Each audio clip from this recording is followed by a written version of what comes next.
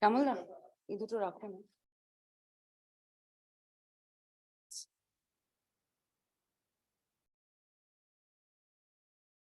এটা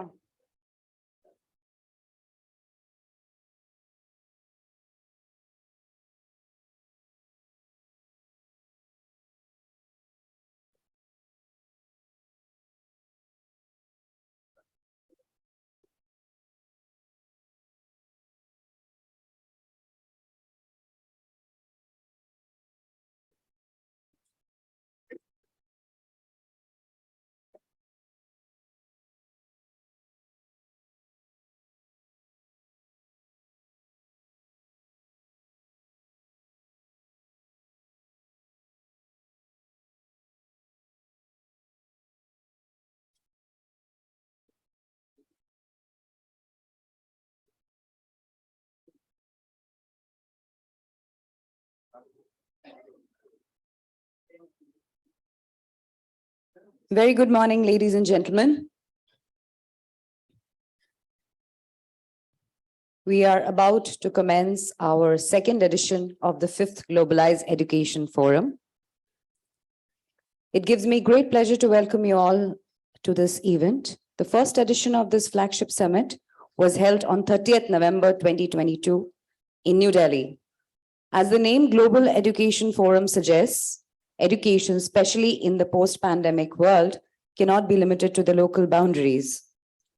The summit theme for this year's Global Education Forum is titled Revisiting the Idea of Internationalization, Global to Glocal.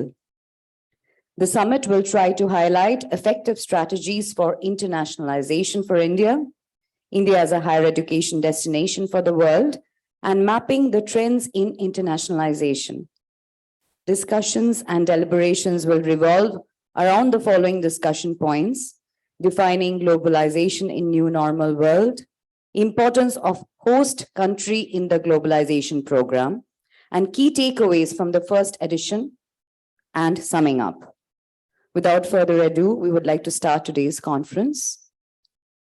May I request our chairman, Mr. Satyam Roy Chaudhary, to please come up for lamp lighting.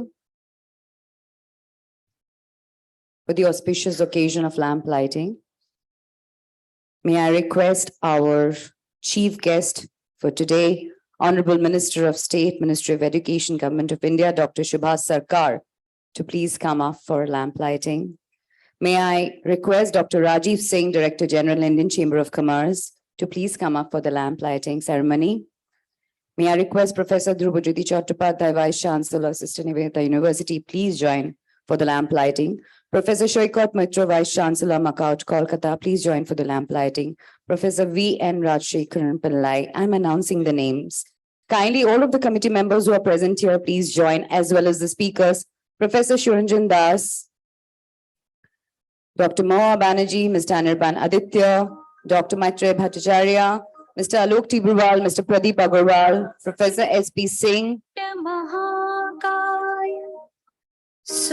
Professor Dr. Raman Jha, Mr. Simarpreet Singh, Professor Nabeen Das, Nirvignam Kurume Deva Sarvakaryeshu Sarvada Om Ganganapataye Namaha Om Ganganapataye Namaha Om Ganganapataye Namaha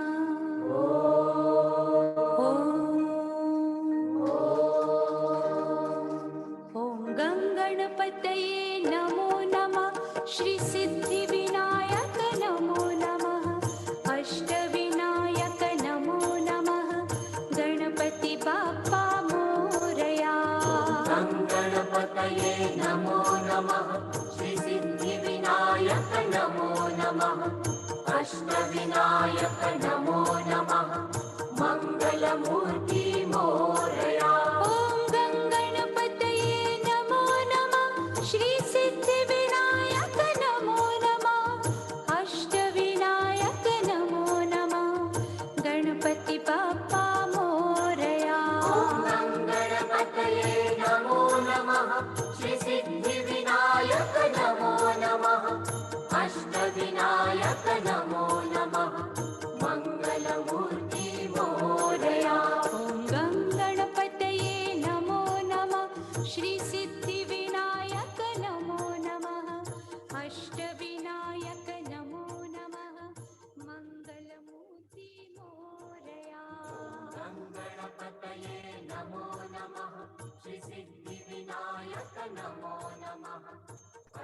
Vinayak नमो नमः मंगलमूर्ति Morya.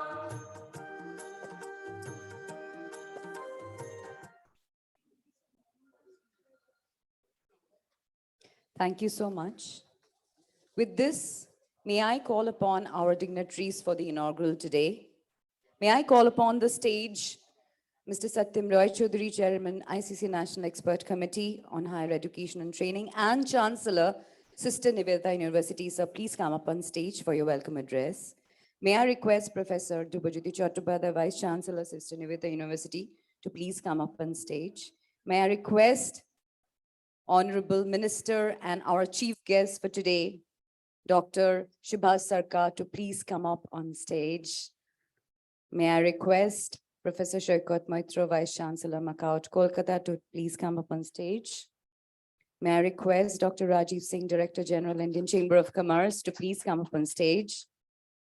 May I request Professor Suranjan Das, Vice Chancellor, Jadavpur University and President AIU, to please come up on stage.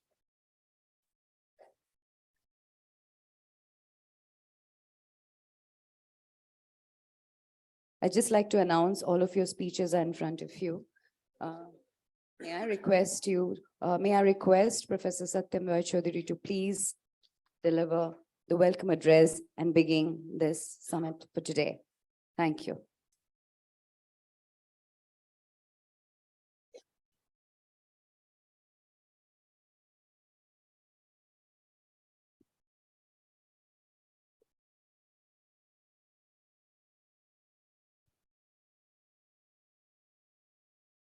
Very good morning. Namaskar.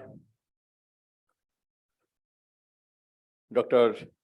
Subhash Sarkar, Honorable Minister of State, Ministry of Education, Government of India, Professor Suranjan Das, Vice Chancellor, Jadavpur University, Professor Dubajyoti Chattopadhyay, Professor Shaukat Maitra, Professor Rajshekharan Pillai, Dr. Rajiv Singh, Director General, Indian Chamber of Commerce, distinguished guests, ladies and gentlemen.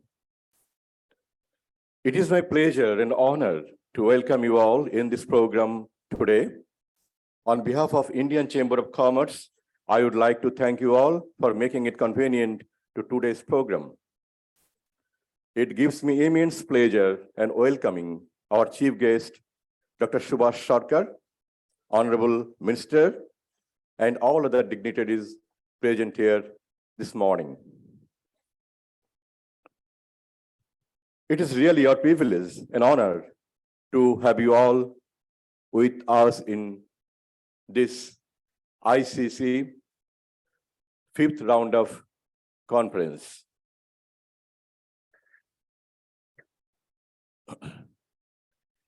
To set the tone of today's discussion, I want to make few brief points about the internationalization of higher education in India. Internationalization of higher education is of utmost importance in today's globalized world, as it promotes to production of knowledge and its dissemination worldwide, leading to enhanced international academic credibility. It is a process by which the knowledge produced in one country is shared with the world in many forms.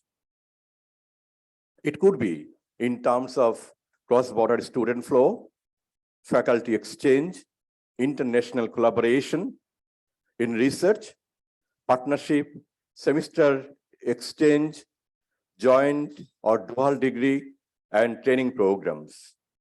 Internationalization promotes cultural exchange and helps in the internationalization of course curriculum, practices, and outcomes. Post-pandemic, with a shift to digital, setting the stage for innovation in internationalization of education is immense. In a world of work from anywhere, people also want to learn from anywhere, which further strengthen the objectives of internationalization. New Indian educational platforms are rising to meet this demand. sharing classrooms and campus with students hailing from different nationalities, promotes openness and sensitivity towards intercultural differences, develops foreign language skills, and builds acceptance and tolerance within students. The global experiences within the classroom promotes multiculturalism and help students develop as global citizens, a key goal envisioned by the National Education Policy 2020.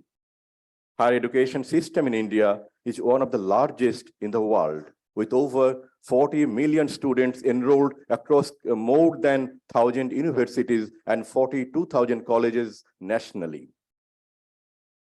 Post-independence, India was able to establish Institute of Higher Education, such as IITs, IIMs, and AIMMS of international repute.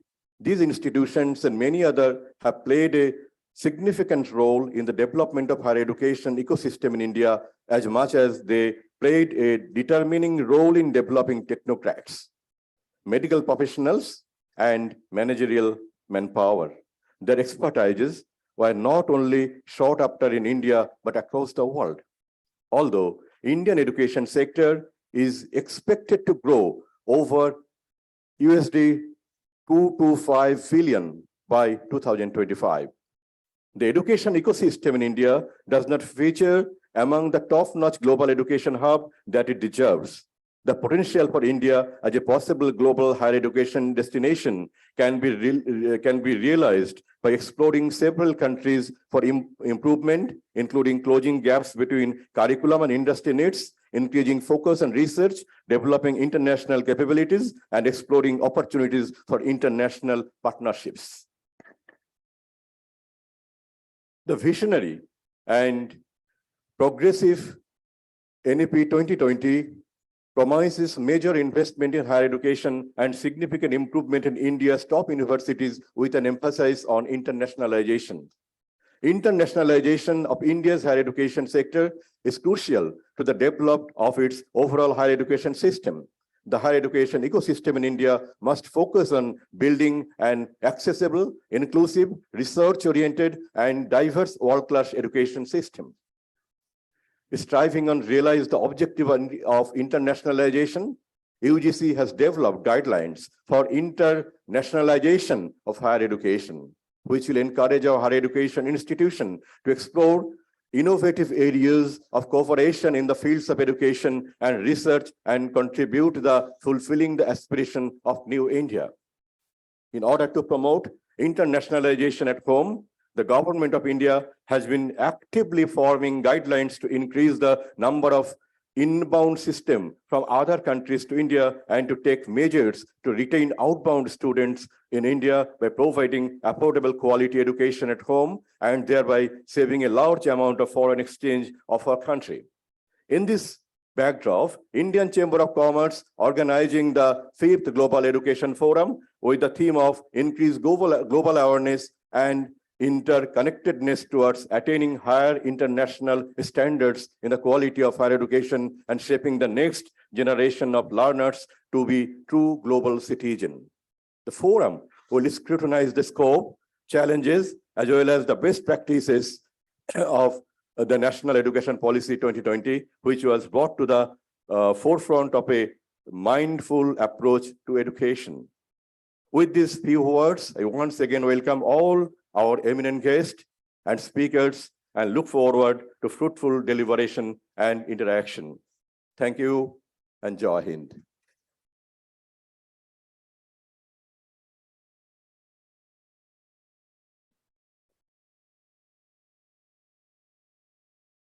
Sir, thank you for your welcome address. May I once again request our chairman of the Expert Committee of Higher Education and Chancellor, Sister Nivedita University, Mr. Satyam Roy Chaudhary, to please felicitate by Uttoryo, our chief guest of the day, Dr. Subhas Sarkar, Honorable Minister of State, Ministry of Education, Government of India.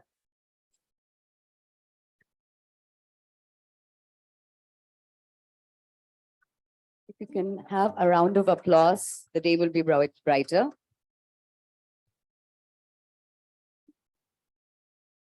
Thank you so much. May I now request Professor Dhrubajyoti Chattopadhyay, Vice Chancellor, Sister Nivedita University, who is also the summit chair for this conference, to please deliver the theme address.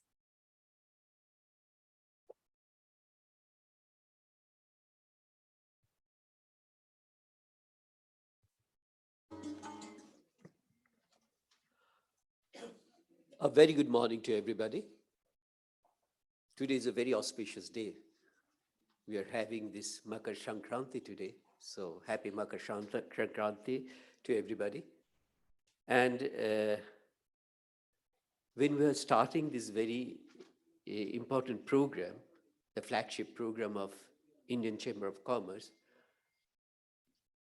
I would like to say a few words about the genesis of this program to our Honorable Minister who is present with us today. We are very happy that Dr. Subhash Sarkar, Honorable Minister of State, Minister of Education, Government of India, is with us today. I really want to thank Mr. Satyam Roy Choudhury, the Chairman of the ICC National Expert Committee on Higher Education Training and the Chancellor of Sister Nivedita University for guiding us to make this type of program in the last consecutive years. I'm very happy to have Professor Shaikat Moitro, Vice Chancellor of MACAUT, Kolkata, Professor V.N. Rajshekharan Pillai, Vice Chancellor of Somaiya Vidya Vihar University, Professor Suranjan Das, Vice Chancellor of Jadavpur University, and President of All Association of Indian Universities, and definitely Dr. Rajib Singh, Director General, Indian Chamber of Commerce. Now, I think that 5 years back, when the Education Committee of this ICC been reformed, it's in a meeting with Dr. Rajib Singh and other members. If you remember Dr. Rajib Singh, that why not ICC is should organize a meeting, which should be a flagship meeting, which can give a new dimension for these education committees. And then we started our flagship program, the Global Education Forum. And in the last 4 times, this Global Education Forum, every time we decided that we're going to have 2 parts, one in New Delhi and another in Kolkata. So this is going on. So we already completed 9 editions of this Global Education Forum. The 5th Global Education Forum, which actually was in 30th November 2022, we are going to have it. This is a 2nd edition. And the 1st edition was, the theme was Internationalization of Indian Higher Education. So internationalization of Indian higher education, when it's discussed thoroughly in New Delhi meeting, then we thought the theme of the 2nd edition, why not we make it as revisiting the idea of internationalization, global to local. Because whenever we are talking about this globalization, there is some sort of misconception amongst a lot of us that it is westernization of education. But globalization and internationalization and the westernization, all these things are different. Every country has got its own heritage, and that thing, that particular tradition should be mixed up with what we call it as the globalization. So that's why we call it, it's global. So it's not global, it's global to local, where local things are going to be highlighted. And thereby we thought about this to organize this, revisiting the idea of internationalization, global to local. Now, if you look at this internationalist concept is actually being taken for the last 3 decades by the different educational organizations. And today, internationalization among higher education institutions has expanded into a crucial element of organizational planning, driven by a dynamic combination of political, economic, socio-cultural, and academic rationales, and definitely the stakeholders. All the economic rationales, revenue generation, competition, reputation, and ranking still drive the agenda of internationalization. More emphasis is now being placed on other motivations such as quality, equity, contribution to the sustainable development goals. Now, India has got a unique education system designed to uphold the nation's culture, history, values, and customs. While traditionally education in India was reserved mostly for the higher caste children, new education policies have been aiming to achieve equity in education and the right to education for all children, irrespective of social class. Now, if you consider the first system of education, which is known as a Gurukul education, it was a residential schooling system dating back to around 5000 BC, where students and guru used to reside in the guru's ashram or in close proximity. And this allowed for an emotional bond to be developed prior to the transmission of knowledge.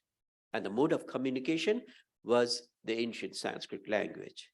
And then there are 6 aims of education actually being, if you look at this particular importance of the Gurukul education in the historical perspective, that it's mentioned over there, it's the acquisition of supreme knowledge, development of character, all-round development, the social virtues, spiritual development, and the cultural education. But that style of education went metamorphosis as Western education came up into picture and gradually opened a new way of education, which was a more formal nature. Under India's Right to Education Act 2020, free and compulsory education is ensured to every child between the ages of 3 to 18. In April 2021, India joined the United Nations E9 initiative, whose purpose is to create an initiative on digital learning and skills, targeting marginalized children and youth, especially girls. According to Union Budget 21-22, the Indian government allocated an expenditure budget of almost US $5.28 billion for higher education and $7.56 billion for school education and literacy. By 2030, it's estimated that India's higher education system will have more than 20 universities among the global top 200 universities. So it's an undeniable fact that education in modern India is different from that what we started with. Now, in general, what has been found that internationalization will lead to the creation of holistic teaching and the facilities to meet the growing demands of the industry and technicalities of the corporate world.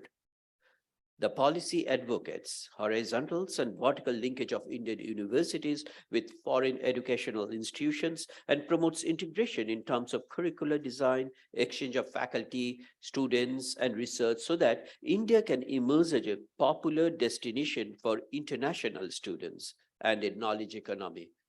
Just this point is very important right now, that a popular destination for international students. So far, it is the other way around, but we have to make it the other way around. Now, we have to get the international students, and for that, we have to get ourselves prepared. So primary focus of the policy is to increase the number of inbound students from other countries to India and to take measures to retrain outbound students in India by providing affordable quality education at home and thereby saving a large amount of foreign exchange for our country. Now, there are a number of steps already been taken, number of discussion, number of debates which are going on. And these debates are, I'm sure, is going to lead to a lot of different positive things in our total education system.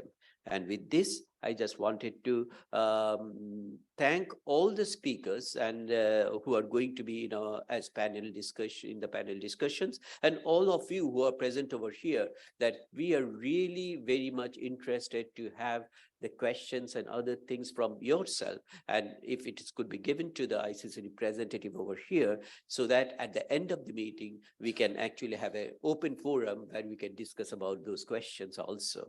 With these few words, again, thanking all of you to be with us, and also thank the ICC and particularly the Director General and the team that to think about that this type of things are why so important right now in the education sector. Namaskar. Thank you.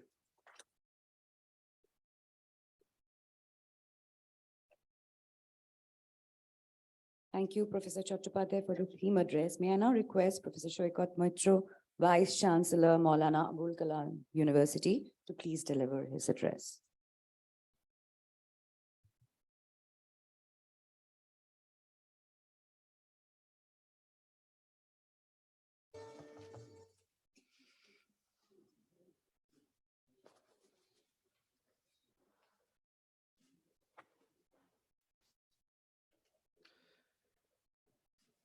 Good morning.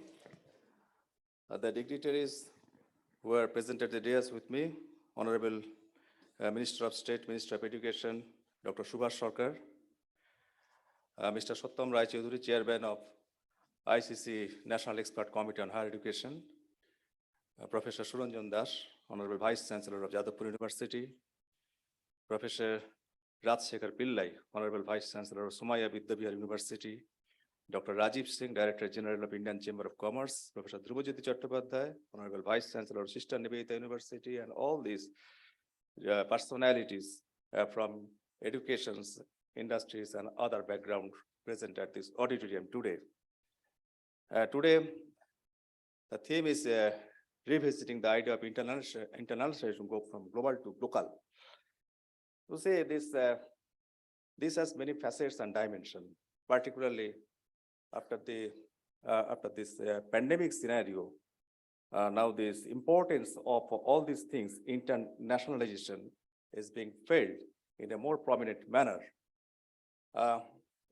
Earlier, we were putting lots of emphasis on communications and networking, but as because of pandemic, all these exercises became more formidable as this advent of digital technology that created lots of opportunities in terms of networking, communication, connections. And this has been creating abundance of opportunities, because this internationalization, these are bringing, this more business, more economy, optimum utilization of resources at many places, but everything has its side effect too. Because you see, this internationalization, the major problem is the pressure of it erodes this local culture, all these local, these potentials, and job losses may be there. But the new perception is globalizations. That means it is the reverse penetrations of local things in the global market, to global arena, and which is now of paramount importance, particularly for a country like India. You see, we had a lot of potential resources, and because of so many factors of historical importances and all these things, we could not capitalize, leverage all these potentials and possibilities to the fullest extent so far. And here, taking the advantage of globalization, taking the advantage of all this technological development, particularly digital technologies, this networking, this digital trade and communication and connections. Now, abundance of opportunities are coming before us to showcase all these things in the global market in the most formidable manner. Be it our education system, which was there, now it is being felt the importance of this flipped learning, collaborative learning, experimental learning, but it was there in our education systems. In the last 200 and 300 years, all these things, because of certain pressures, because of certain factors, because of these colonial rules and all these things, that has either that has been destroyed or has taken a backseat. Now this argument-based learning with the peers and in different learning in different fields, that was there. Only thing now, time has come to reinvent to all these, these ancient glories and potentials which we had in the context of this technological advancement which has happened in the recent past. And see these potentials of these local things. Post Rabindranath Tagore, we had lots of literature from this state of Bengal who could win Nobel Prize. Tarashankar Bandyopadhyay, Manik Bandyopadhyay, Vibhuti Bhushan Bandyopadhyay, Jivanananda Das, to name a few. But we could not achieve all those feats because of the problem that these local things could not be showcased in the global market and in a proper manner. And there lied the problem. Some of our, these individuals, some of our, this group of people, they made their presence felt in the global market, but that requires tremendous, difficult, tremendous, this pursuits in achieving, all these feats, that difficulties, these challenges, that all these things that had to overcome with this grit and determinations. That's why some of our personals, they made their presence felt in the global arena. But this is by and large, it is not there. You see, one classic example how local things can be made visible in the global market in the most formidable manner is like this. A couple of years before, or 1 year before, one of the poor peanut seller from rural Bengal became a celebrity. And how did it happen? Only thing, some people observed his performance while selling these peanuts, captured this digitally, and spread it in the digital market, in the international market. And the rest became the history. But this is only one case. And millions and billions of these types of examples are still existing in an unexplored manner, that I can say. All these fast foods, these KFCs, these McDonald's, these burgers, this Domino's Pizza, they have taken over this entire, these markets in our countries because of their first movers advantage, because as they belong to developed countries, because of their all these advancements, they could do it. But we had our fast foods. We had, this is the season, but time. Our grandma's recipe of pithi and puli, probably you know, these rice grain powders with date syrups. All these delicacies are made, used to be prepared here, and these are becoming a lost art. And there lies the business potential. Our education systems, ultimately, we have to make self-reliant and independent professionals. And this is the requirement of our education systems now. We need to transfer our knowledge into economy for the prosperity and development of our nation, of our country. And how it can happen? It can happen if we leverage all our potentials, all our either lost or not, or these not so observable potentials in a formidable manners, blending with technologies and all these things with management, with the help of modern management, taking the support and help of different stakeholders, government sectors and others, our education systems, then it will be a success story for all of us. Our education system, you see, over the years we are following, by and large, a mundane process of making our these graduates and our postgraduates. I was hearing a discussion, our Honorable Minister was opining that this purpose of research only to publish paper. By and large, it is a true fact, because we could not connect our research, how to use our knowledge to upgrade or to convert these local resources into economy. That never had happened. By and large, it is a fact everywhere.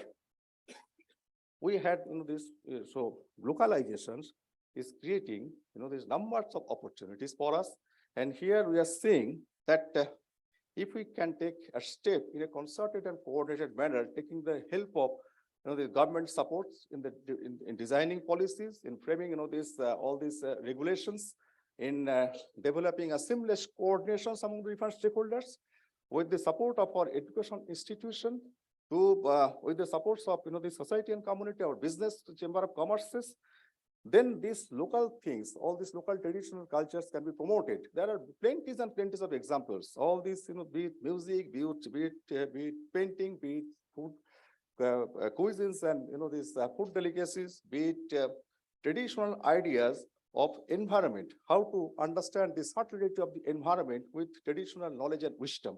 All these things can be captured, all these things can be converted into business. And for that, education, business, chamber of commerces, business of these government sectors, society, they have a profound role to play in a seamless, coordinated manner. I believe that this will happen, and globalization will create lots of opportunities for all of us to make our presence felt and to ultimately helping us in achieving our desire to be the topmost nation in this world. Thank you very much. Thank you, Professor Shoykot Moitro. May I now request Professor V.N. Rajshekharan Pillai, Vice Chancellor, Samaya Vidyavihar University, to please deliver his address.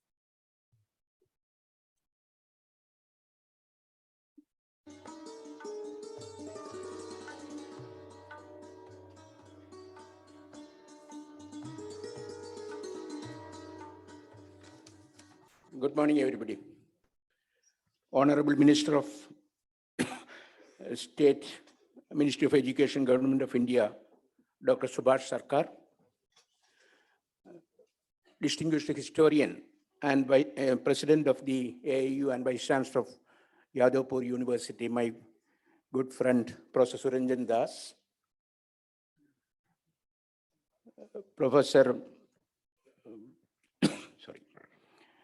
Maitra, Vice Chancellor of Technological University in West Bengal, Professor Drupajyoti Chattopadhyaya, Vice Chancellor of Sister Nivedita University and Chair of this particular program, Mr. Satyam Roy Chowdhury, Chairman of the ICC National Expert Committee, Dr. Rajiv Singh, Director General of Indian Chamber of Commerce, distinguished educationists, distinguished principals, distinguished heads of institution from different premier institutions in the eastern region of the country, other invitees. First of all, let me thank the organizers, the Indian Chamber of Commerce and the Association of Indian Universities, for extending me an invitation and to participate in this very important activity. The theme of this particular interaction is revisiting the idea of internationalization of Indian higher education. It is very important that the industry and the academicians are putting their heads together to find out the reasons for probably the lack of even minimal internationalization in the country, and then trying to find out solutions for that. I have been in the higher education system, in the university system in the country for the last 52 years. This internationalization of higher education and enhancing gross enrollment ratio, all these things we have been discussing as teachers at different levels. We have in this country now about 1,000 universities and 42,000 colleges and 11,500 standalone institutions.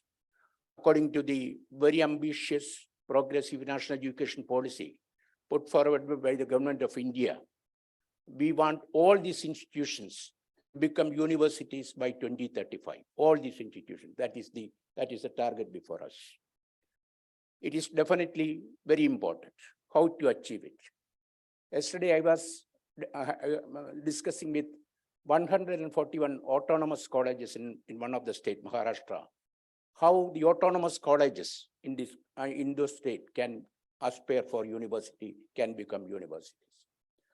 Autonomous colleges came, the idea of autonomous colleges came maybe that Adi Sheshaya's time when Madras University, maybe 30, 40 years ago. Even now, of course, West Bengal, I remember Professor Suranjan Das, myself and all that, we are trying to promote the autonomous colleges here also. Good number of autonomous colleges come. Anyway, that is probably going to be the first step. How the university concept, the university profiles can be effectively implemented in the autonomous higher education system in the country first. That is, and then standalone institutions we have in plenty. What is a university? A university is a place open to people, open to ideas, and open to places. That's the real definition of a university.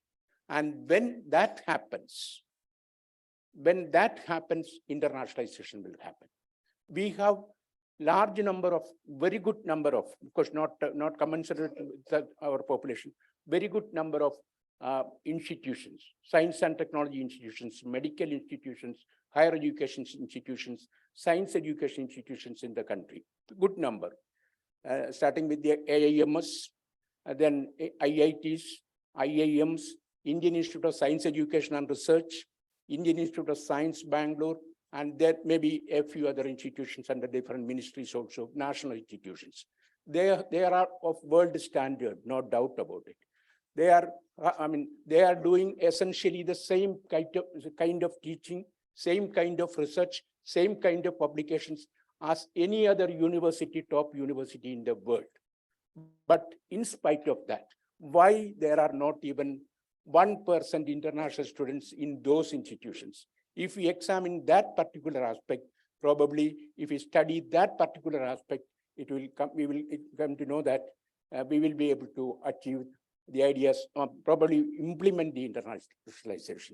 When it comes to internationalization, what are if you just look at the global universities all over the world, international universities, they are, of course, they are not most of them are not in the government sector. Most of them are in the private sector also. MIT, Harvard, they are all private universities. We know all that.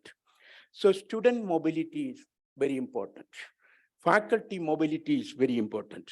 Program mobility, and then provider mobility. Of course, education, higher education is provided by different type of providers. Government in this country, government is the major provider, state and central governments, they are the major provider.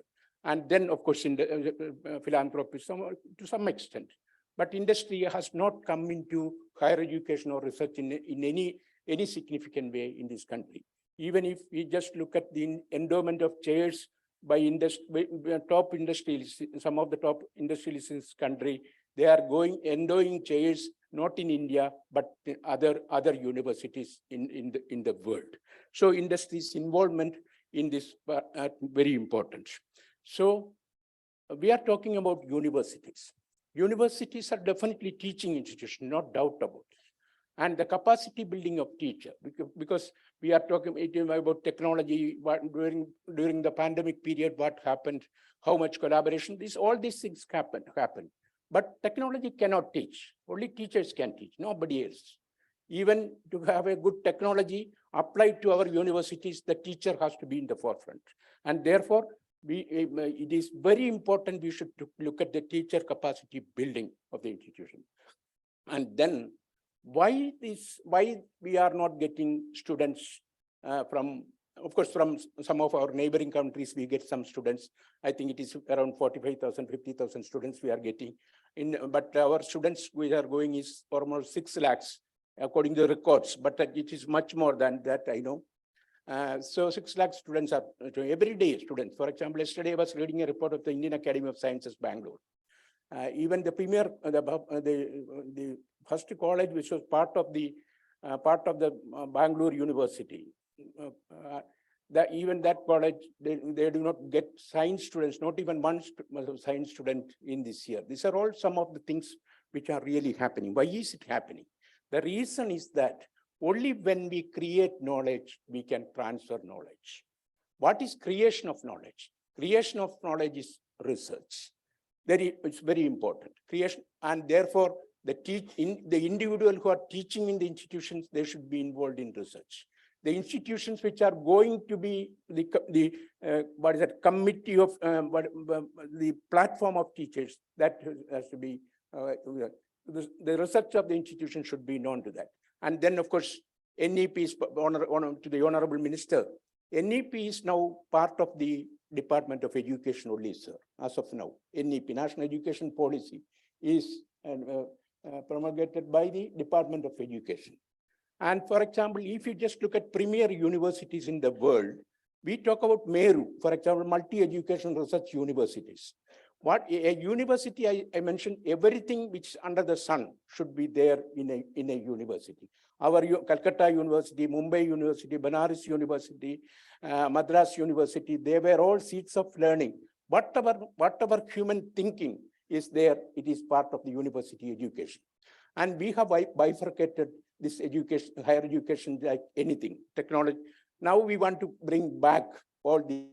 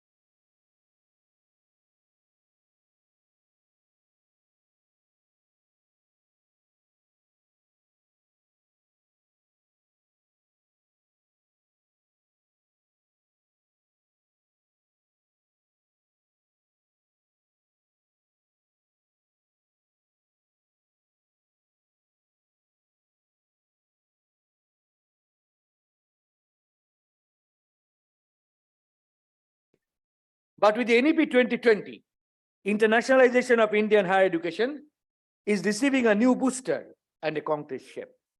Various schemes have already been announced to facilitate Indian students and faculty getting connected with global teaching learning process. I mentioned in this connection the new UGC schemes of twining of degrees, dual degrees, transfer of credits across national borders, joint supervision of degrees, and most important, the establishment of campuses of foreign universities in India and provisions of our institutions of eminence. And Yadupur had been once recognized as an institute of eminence, establishing their own campuses abroad. However, and I emphasize, we need to be aware that internationalization of higher education does not necessarily entail physical campuses of foreign universities in India. But we also have the model of what is called transnational education, where students in India would be able to take advantage of teaching learning process of foreign universities without actually spending the full tenure of a course in a foreign university. This system is being particularly promoted by British universities, and we do need to take advantage of it. We need also to fruitfully take advantage of such Government of India schemes like GAN, which enables select Indian universities to invite foreign scholars on short-term assignments, and the Government of India bears the entire cost of this exercise. The Indian Council of Cultural Relations is also actively promoting Study India program, and we need to take full advantage of it. An Honorable Minister will be happy to know that Jadavpur University has been selected as one of the institutes to join the Study India program. The Association of Indian Universities has itself undertaken some initiatives in promoting internationalization of Indian higher education. For instance, it has developed a portal to facilitate linking of Indian with foreign universities. It is developing a directory of eminent Indian academics abroad so that there could be greater linkage between India and the outside world. I am sure this House will also agree that an important challenge for India's higher education is employability. The Confederation of Indian Universities find only 25% of technical graduates and 10 to 15% of other graduates as instantly employable. This is particularly alarming since our countries under 35 years of age will soon account for 1/4 of the total global workforce. Here, transnational education can help the Indian universities to develop industry-compatible and industry-friendly courses, which has already attained great heights in the Euro-American world, Australia, Japan, and China. Yet, when we join the process of internationalization of higher education, we need to be aware of certain issues, and I'll take the opportunity of highlighting some of them. According to a recent estimate, little more than 2% of the total students enrolled in India get an opportunity to cross national borders for studying abroad. So we need to expose more and more Indian students to foreign education. And in this context, the establishment of foreign campuses will serve an important purpose. And the UGC has already published regulations concerning the operation of foreign campuses in the country. It is certainly a bold and welcome move. The UGC deserves the credit of setting the ball rolling, but we have to ensure that the ball rolls in right direction. And it is in this perspective, I would like to raise some issues. First, we need to ensure that the foreign providers do not restrict themselves with market-oriented and demand-driven professional and technical disciplines, but they should also be made to get involved with teaching learning processes in humanities and social sciences. This is required since the NEP 2020 rightly stresses the imparting of holistic knowledge. Secondly, foreign universities need to be encouraged to go beyond metro cities or developed urban areas. Otherwise, the regional and geographical imbalances in the spread of quality higher education in the country will be further strengthened, which again goes against the spirit of the NEP. Thirdly, access to foreign courses or foreign campuses should be such that students across class, caste, and gender can take advantage of the internationalization of higher education. Otherwise, we'd be creating a new social divide among the student population, which again would be going against the dictum of the NEP. Fourthly, it is pertinent to remember that internationalization of higher education is not really a brick and mortar question. Mere physical infrastructure is not the issue here. Establishment of a foreign campus will not automatically ensure the implementation of the best practices of that foreign university. What we need is to imbibe the whole environment, the atmosphere, and the entire academic climate, which has been developed by world-class universities through ages. Fifthly, it is necessary to ensure that foreign universities can operate with their Indian counterparts in a level playing field, and this is very important. There need not be a situation where there is one set of laws for foreign universities and another set of laws for Indian institutions. The recently released UGC regulations on foreign universities carry this risk, and I would like to request our Honorable Minister to kindly consider this danger. Let me explicate the point further. According to the regulations, the foreign universities will have all the freedom and autonomy in admission process, fee structure, hiring of faculty, and teaching learning process that Indian universities, especially public institutions, will not enjoy. Now, the UGC has released a well-formulated, well-documented national credit curriculum framework, and I congratulate the UGC for this exercise. The Indian universities will be following this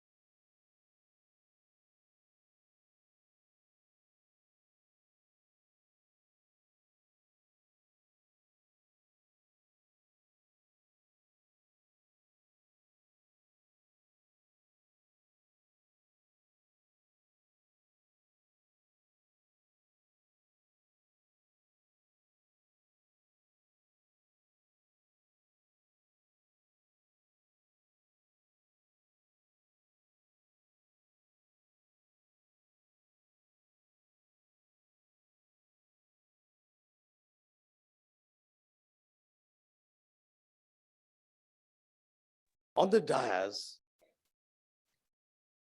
Mr. Shuttam Rai Chaudhary, who is the chairman, ICC, National Expert Committee on Higher Education and Training, as well as the Chancellor, Nivedita University.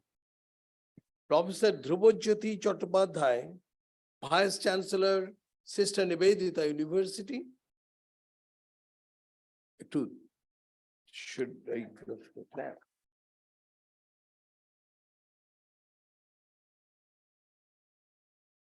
Professor Shoikat Mitro, Vice Chancellor, Macaut. আরেকটু জোরে হওয়া উচিত, little bit louder. Professor V.N. Rajashekhar Pillai, who is the VC Shomya Vidya Vihar University. Professor Shuranjan Das, who is Vice Chancellor, Jadavpur University.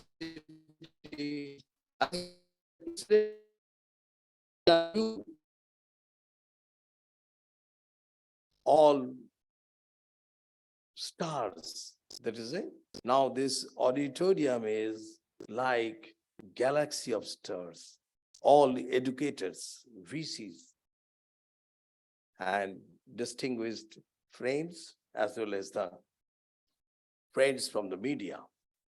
I am glad to inform you that I am very much happy to be present at the flagship conference organized by Indian Chamber of Commerce on the theme of revisiting the idea of internationalization, global to local. Dear all, founded in 1925, Indian Chamber of Commerce is the leading and only national chamber of commerce having headquarters in Kolkata, and one of the most proactive and forward-looking chambers in the country today. I am happy to see that the Indian Chamber of Commerce, headquartered in the Kolkata over the last few years, has truly engaged as a national chamber of repute, with full-fledged state offices in New Delhi, Mumbai, Guwahati, Bhubaneswar, Hyderabad, Agartala, Siliguri, Ranchi, and Patna, functioning efficiently and building meaningful synergies among industry and government. This is very important part, among industries and the government, by addressing strategic issues of national significance. As Indian Chamber of Commerce is doing this kind of work, we have come together in this forum. I congratulate the Indian Chamber of Commerce for organizing this conference. Dear all, today is the auspicious occasion of Makar Sankranti. May this festival of the largest spread lots of blessings to all. And we should remember that this Makar Sankranti is all over the country in different names.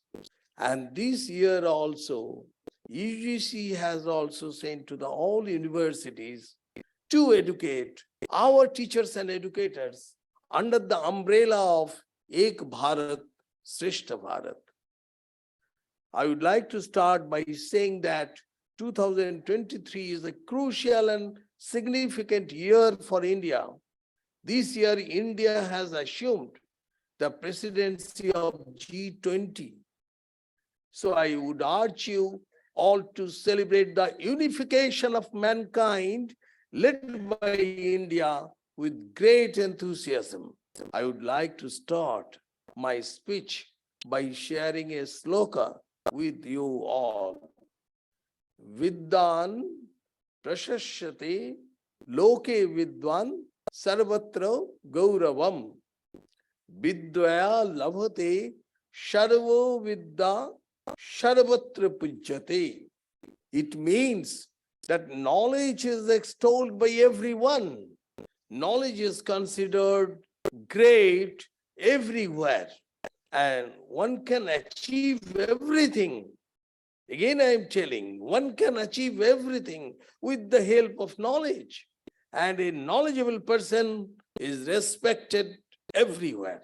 My dear friends, the national education policy envisions an education system rooted in Indian ethos that contributes directly to transforming India sustainably into an equitable and vibrant knowledge society by providing high quality education to all and thereby making India a global knowledge superpower, keeping the Indian philosophy of Vasudhaiva Kutumbakam. And in our G20, our message from India is one earth, one family, one world. And the core and providing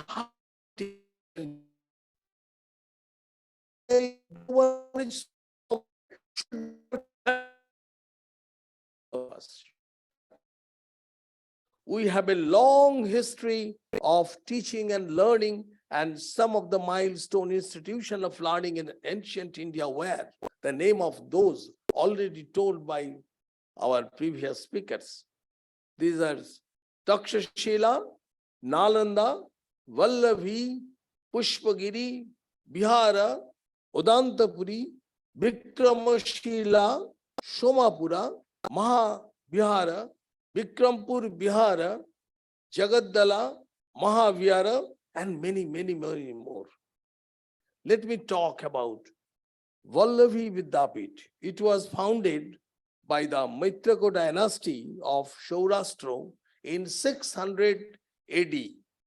Maitrako dynasty ruled Saurashtra from 475 to 776 AD with their capital in Vallavi, which is now Vabnagar in Gujarat. During its golden day, it was considered to be parallel of Nalanda University. The university taught science, wisdom, theology, economics, accounting, law, agriculture, etc. Graduates of Vallavi Vidyapith were employed by the king to assist the government. Can it be called as campus placement during that era? My dear friends, India will be promoted as a global study destination, providing premium education at affordable cost, thereby helping to restore its role as a Vishwaguru. I would like to share that Honorable Prime Minister Sri Narendra Modi ji said, today, India not only has the potential to become the knowledge center of the world, but the skill capital as well. That has also been mentioned by our previous speaker, that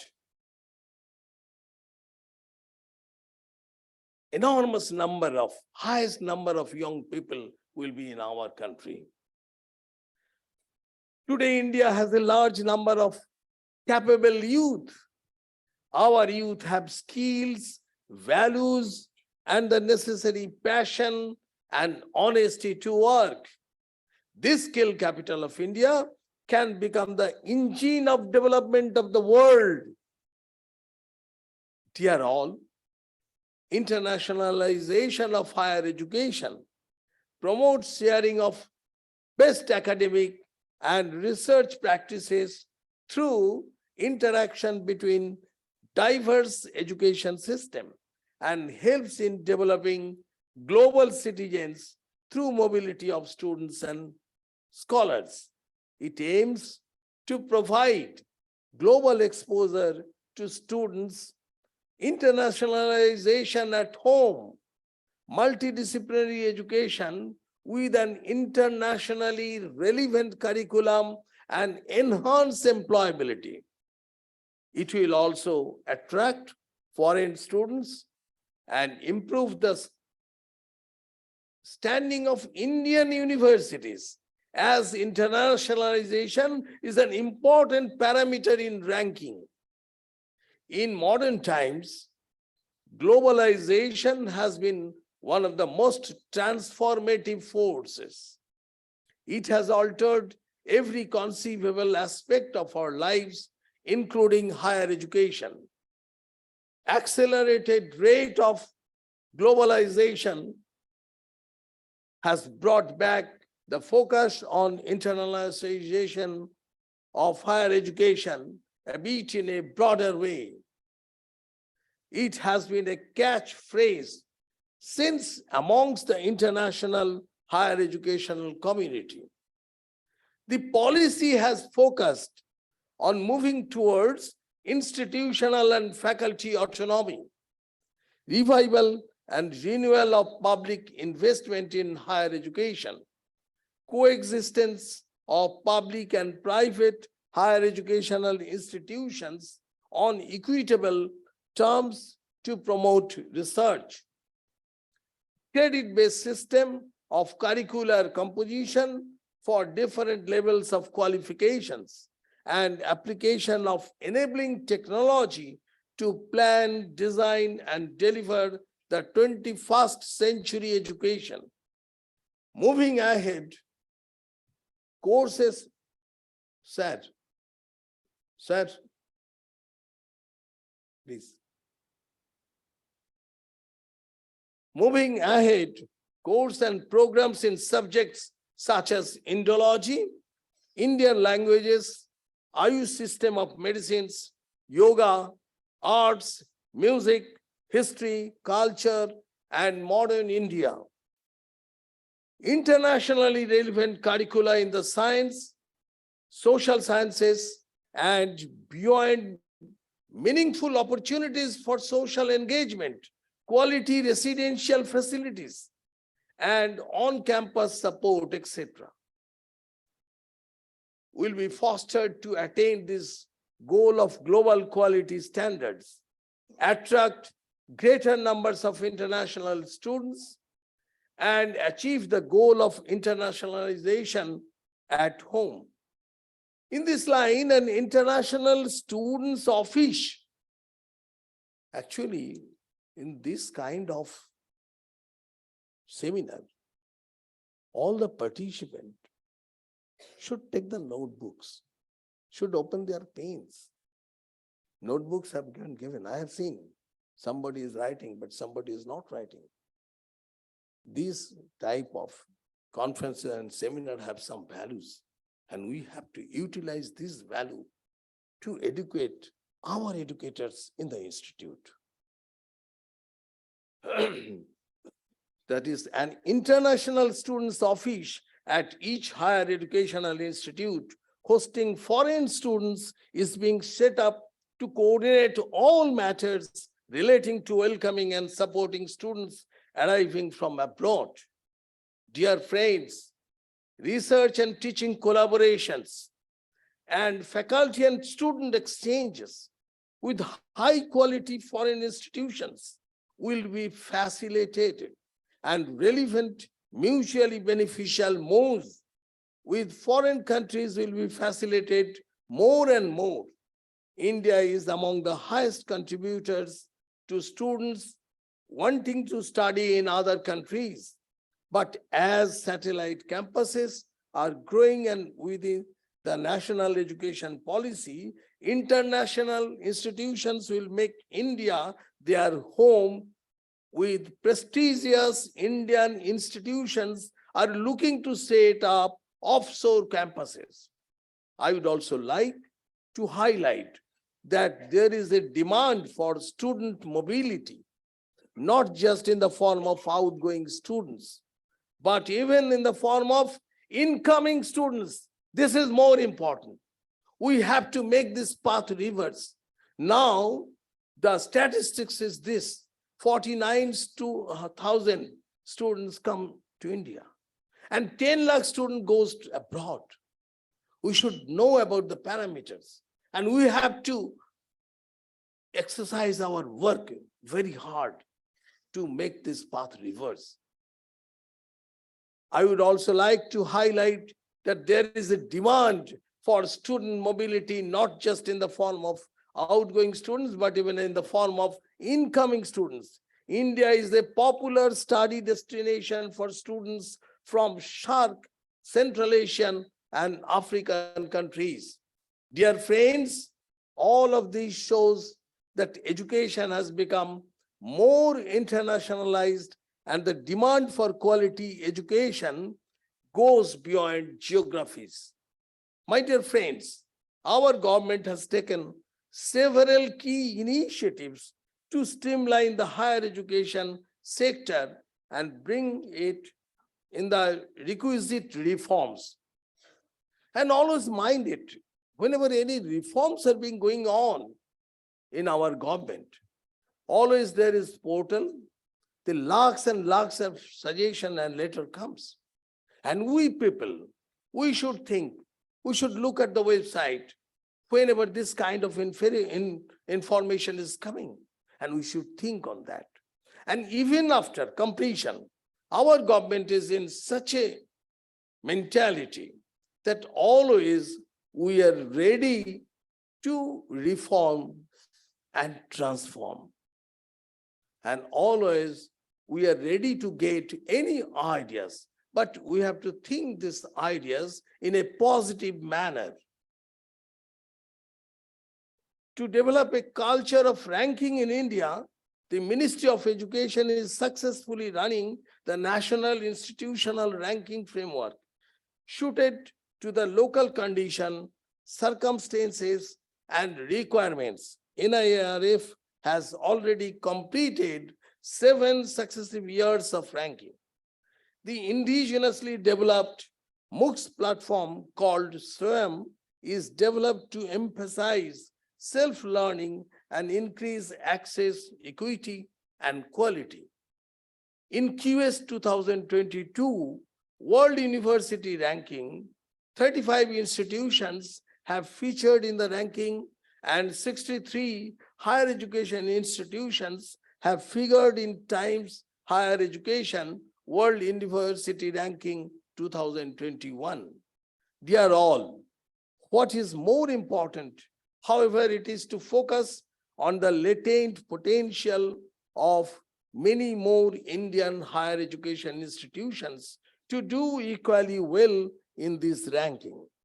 Internationalization of higher education may therefore be seen as the catalyst to spur many Indian universities to position themselves strategically to cater to the needs of the global knowledge society.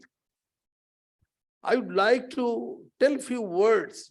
I think it will be relevant that we should have an idea that what is the status of National Education Policy 2020. It is sleeping, or whether it is crawling, or whether it is working. It is working. I am giving some data.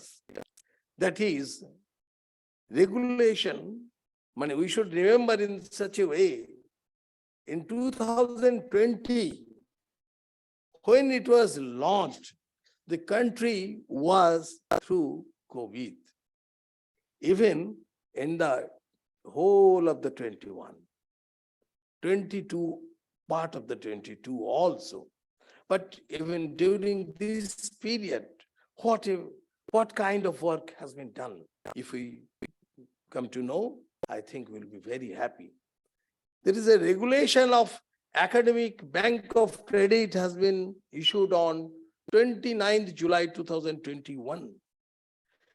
Guidelines for transforming higher education institutions into multidisciplinary institutions have been issued on 2nd September for academic collaboration leading to multidisciplinary and holistic education.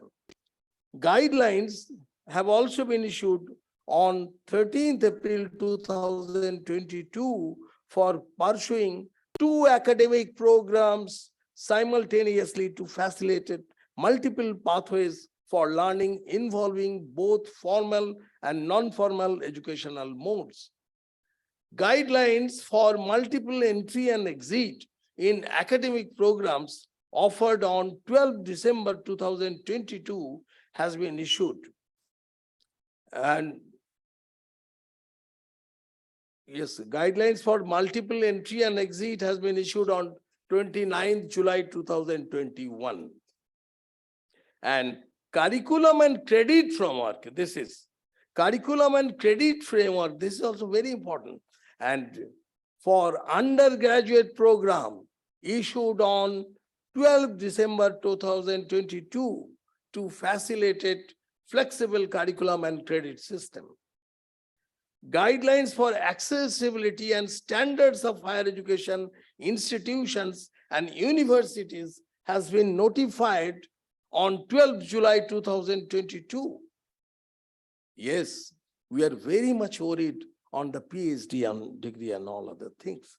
Minimum standards and procedures for award of PhD degree regulation 2022 has been framed and issued on 7th November 2022 to encourage research scholars to become well-trained researchers. Regulation for ODL and guidelines for admission and supernumerary seats of foreign students in Indian higher education institutions has been issued on 30th September 2022. Industry academia linkage, this is very important. Guidelines for engaging professor of practice in university and colleges have been issued on 30th September 2022. Yes, under IKS, funded 64 high-end interdisciplinary research projects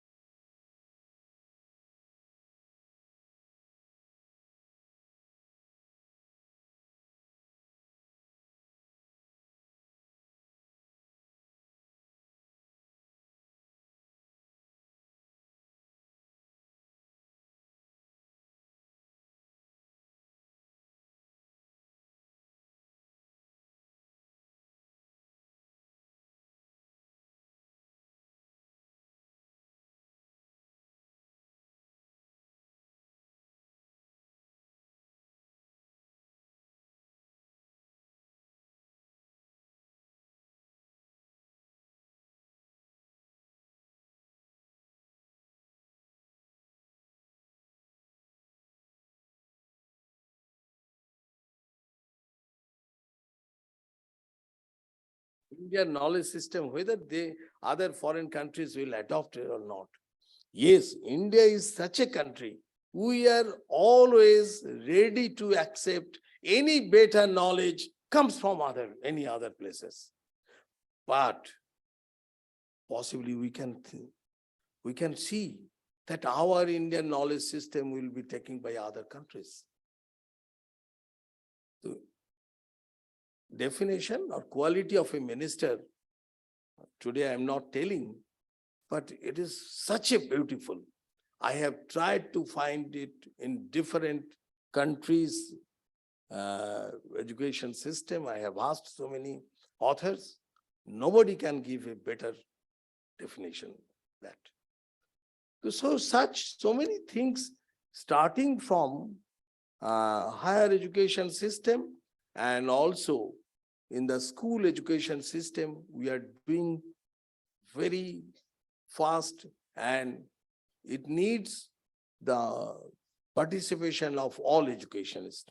Our government is successfully running a global initiative of academic network program that is aimed at tapping the talent pool of foreign scientists and entrepreneurs to encourage their engagement with the Institute of Higher Education in India so as to augment the country's existing academic resources, accelerate the pace of quality reform, and elevate India's scientific and technological capacity to global excellence. I would also mention that the UGC regulations, academic collaboration between Indian and foreign higher education institutions to offer twinning, joint degree, and dual degree program 2022-20 is a major step in promoting internationalization of higher education. The Academic Bank of Credit system launched by the government will provide every student the facility to open unique in digital form. The new ABC system will enable students by bringing seamless vertical and horizontal mobility for them across programs and institutions. Dear all, as our Honorable Prime Minister, Sri Narendra Modi ji said, the new education policy will show the seeds for starting a new era and will give a new direction to 21st century's India. My dear friends, in the last few years, India has firmly established itself on a global radar, with countries across the world aiming for a strong and sustained presence here. The fundamentals of the Indian economy are strong and stable, and we are well on the path to development. I would like to share a quote by Gurudev Rabindranath Tagore: "The one who plants tree, knowing that he will never sit on their shade, has at least started to understand the meaning of life." Dear all, Gurudev believed that education was not merely a means for the growth and fullness of the individual, but he was also concerned with the whole physical and social milieu in which his life was lived. If we think about today's take-home message, we should think about we have to develop our institutions, our universities, our faculty development curriculum, and we have to, our knowledge, creativity of knowledge, we have to focus on the creativity of the knowledge. And at the same time, Indian knowledge system, if we read on Indian knowledge system, really we can see at every steps. Just if we think there is about the preparation of a sheep, at that time, our rishis told that there should not be any iron on the plank of the ship. Anybody can tell why? Anybody? At that time, they have the knowledge about the magnetic rock. Just to imagine, this was our knowledge. And whenever we will teach our boys, our sons, our grandsons, the numericals 0, 1, 2, 3, 4, we should tell 0 is discovered by our Muni Rishis. And that Muni Rishis, they have not gathered their knowledge by only on some meditation. No. They did the experiment and they observed and they came to inferences. And from the inferences, they put the slokas. If you consider about the value of pi, at that time, they told that add 4 with 100, that was written in the slokas. That comes 104, multiply by 8. It comes 832. Add 62,000, it becomes 62,832. And 62,832 becomes the circumference of a circle whose diameter is 20,000. How they come to know? Definitely they did some experiments. And the value of the pi 3.14 dot dot dot up to 31 digit, that 31 digit value that was known by them. And all the numerical values was represented by some letters. And one set of letters, by putting one set of letters, they formed a mantra of Lord Shiva. And another set of letters, they've framed a mantra on Krishna. These kind of activities. And if we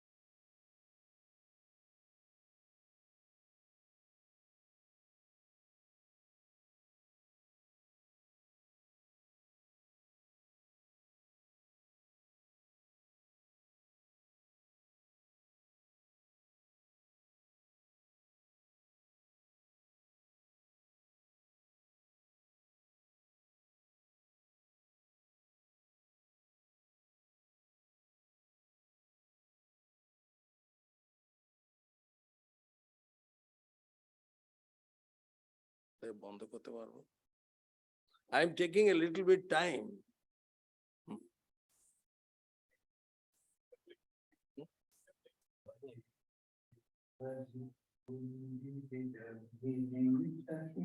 বন্ধ করা যাবে? ঠিক আছে। বন্ধ করা যাবে? Stop করা যাবে না?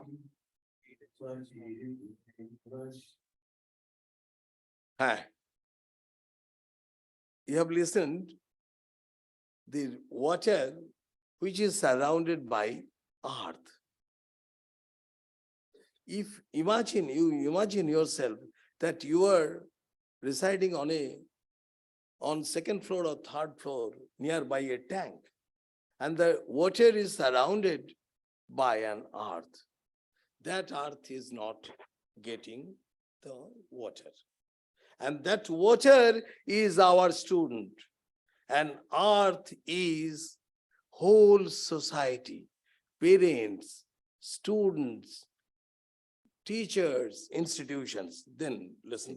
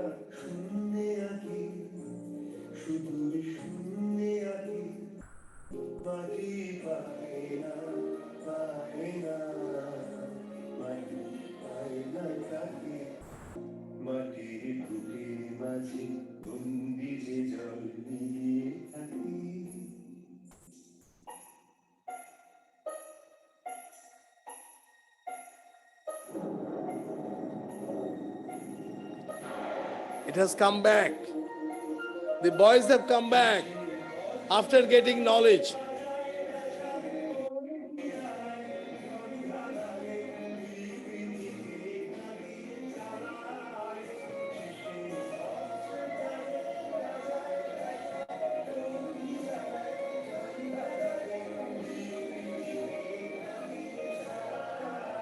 তখন কাছের খঞ্জে দূরের থেকে কাছে আসে বুকের পাশে গো তখন চোখের জলে That means that students who become educated are going away from our institutions and going to other institutions, more higher institutions, even to the abroad. And then again coming back as a cloud. And through rain, when they're giving, that water is being obtained by that earth. That means we have to teach our students through the emotions that yes, you are getting knowledge from this institution.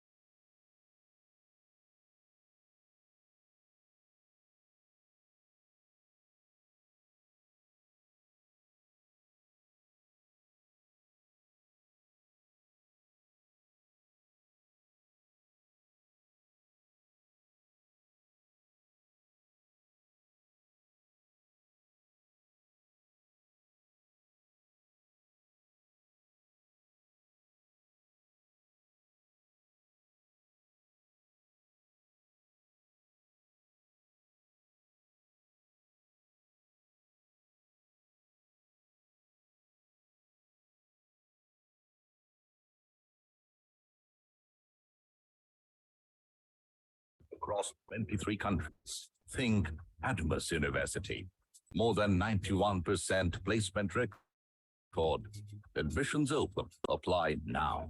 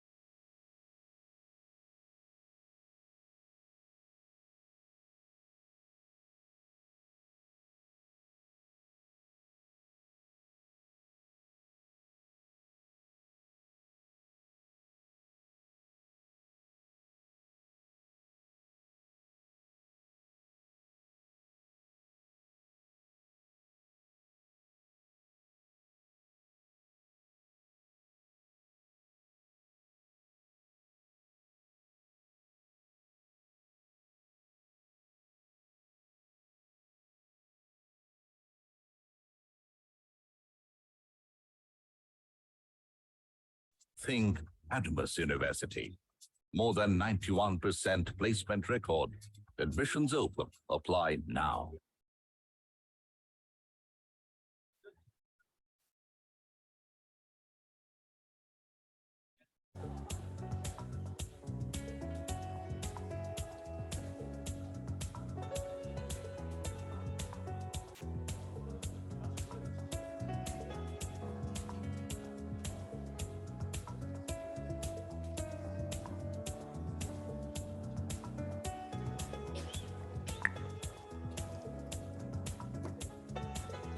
Thank you, ladies and gentlemen, for coming back to the hall on time.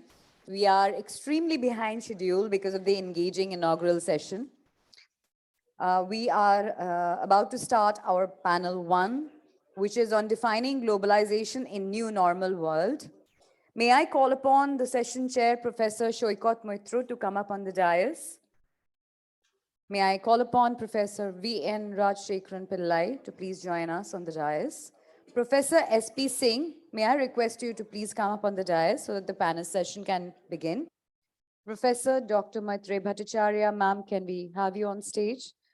Mr. Anirban Aditya, can we please have you on stage? Dr. Mohua Banerjee, if I can have you on stage. Pooja?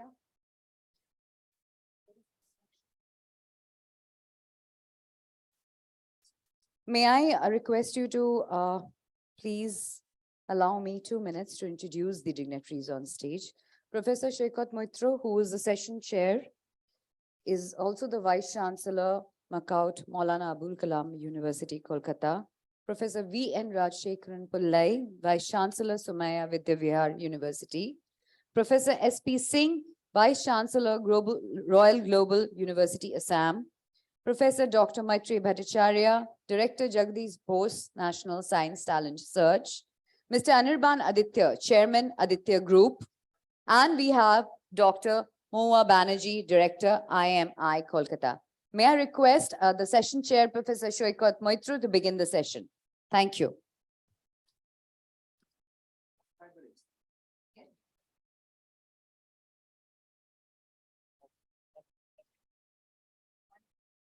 Good afternoon. So we are going to start a discussion on a very interesting topic, defining globalization in new normal world. So all the dignitaries and expert panel members already been introduced by Rana. So I can save this time and go to the business directly.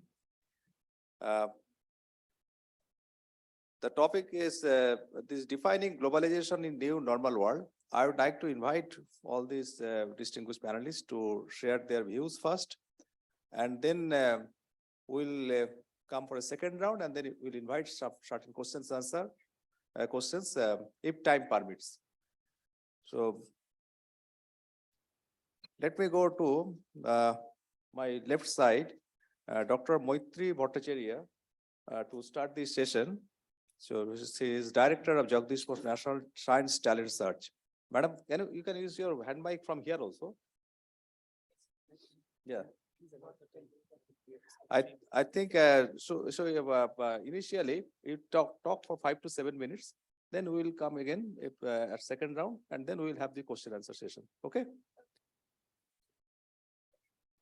Yeah, you can take this hand mic. Mic is there.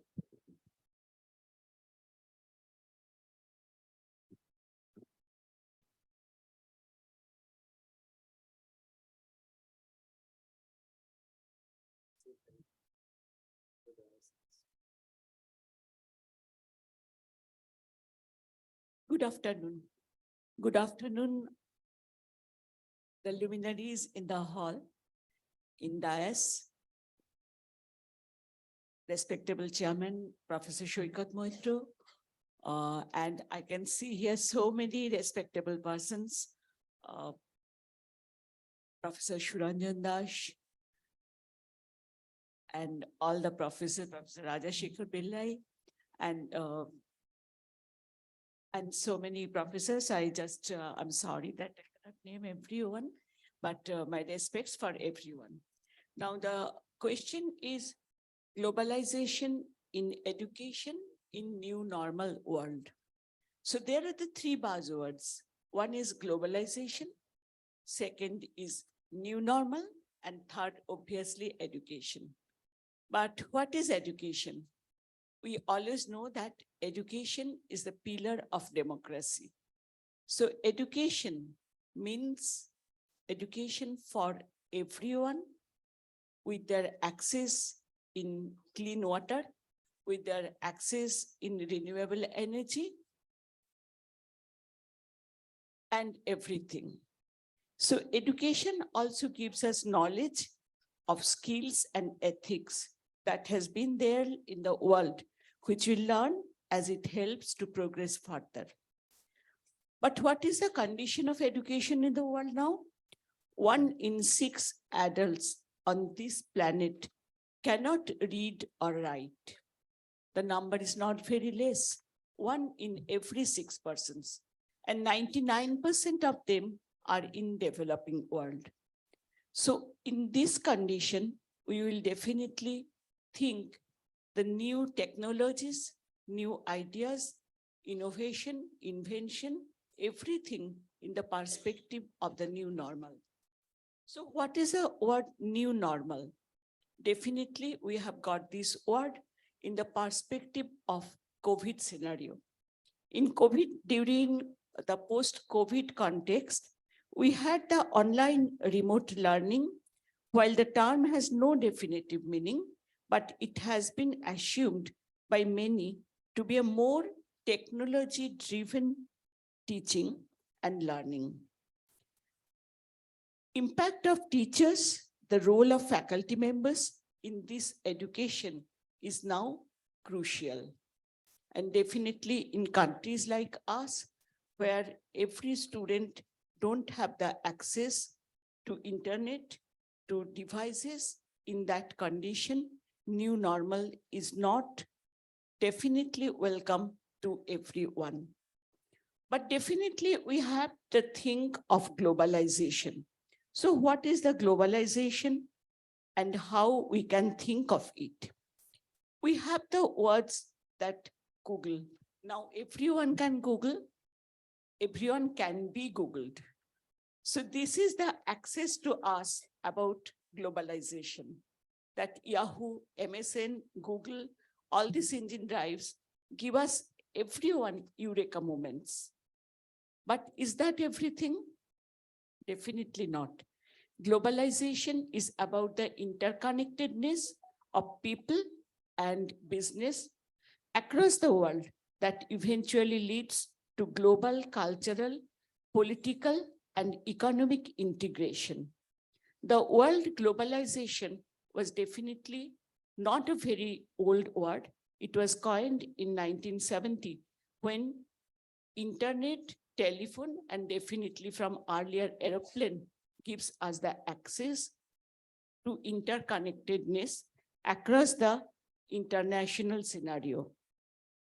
The globalization is an important concept for students in higher education to understand and appreciate because of the demand in business and industry. Because people now in large industries, in corporate sector, they like to hire people of other nations and cultures who can travel independently internationally to promote their business or industry. The world faces global challenges that will take interdisciplinary groups to solve these challenges. But we have to remember, we have the challenges of climate change, loss of biodiversity, loss of food security, and there are so many questions about renewable energy, fossil fuel, global warming, and everything. So in this scenario, definitely we have to think how the ball rolls. And as our Professor Vice Chancellor, Professor Suranjan Das mentioned, that we have to take care so that the ball rolls in the right connection, in the right direction. So we have to be careful how we will use this technology and devices to our students in a developing country like India, and where the technological devices, definitely they cannot have the taste to going on experiments, which also are fun and learning for innovation and invention for the students.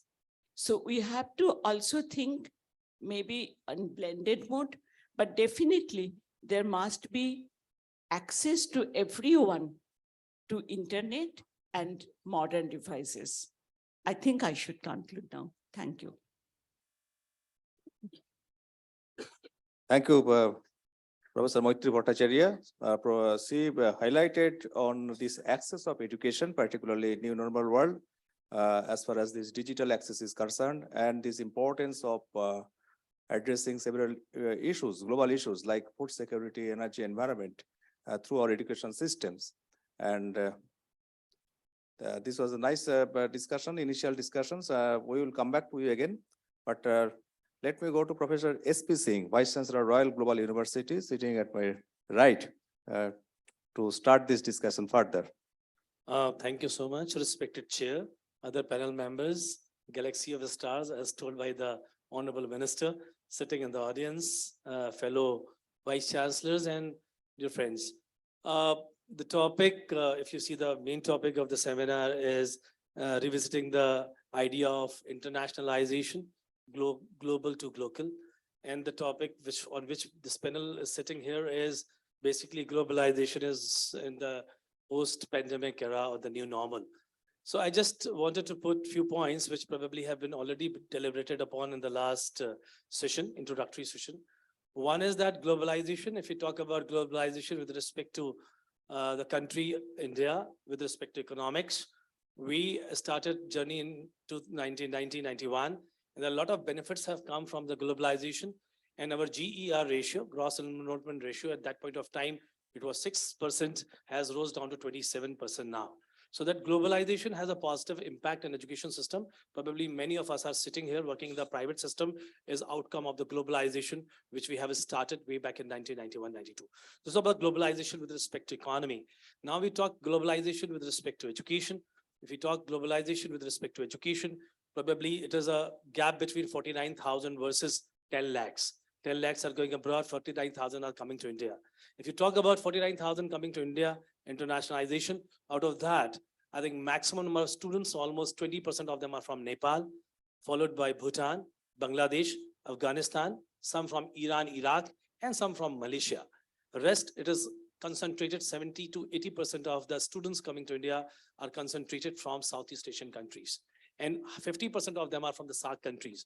And out of those, Bangladesh is on a high. The number of people coming from Bangladesh is rising, not because that they are very fond of probably or maybe whatever it is, but it is mostly, it has been found in the report of this Association of Indian Universities, and also the data being collected by the university authorities, that most of them are coming from the scholarships. The scholarships have been increased to Bangladesh, so Bangladesh is more here. The scholarships are reduced to Bhutan and Afghanistan, so they are less in number.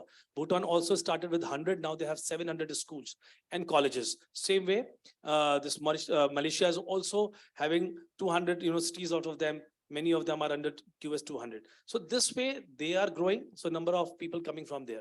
UK, US and Canada.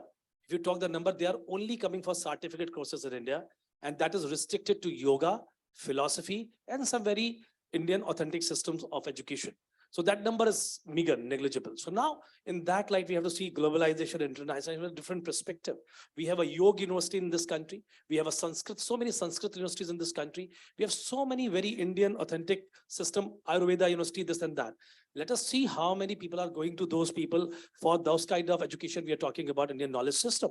We are also part of the Indian knowledge system, but what is the ultimate goal of the knowledge? Why people are going in 10 lakhs to US, UK, Canada, and other countries? Basically, none of them probably is going to go there, including children with us. They are going for a better future there. They're not going only for education.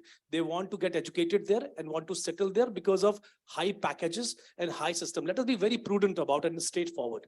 And they go there and many of them come back if they don't get a right opportunity or they have love and affection for this country. But rest of them go and settle there.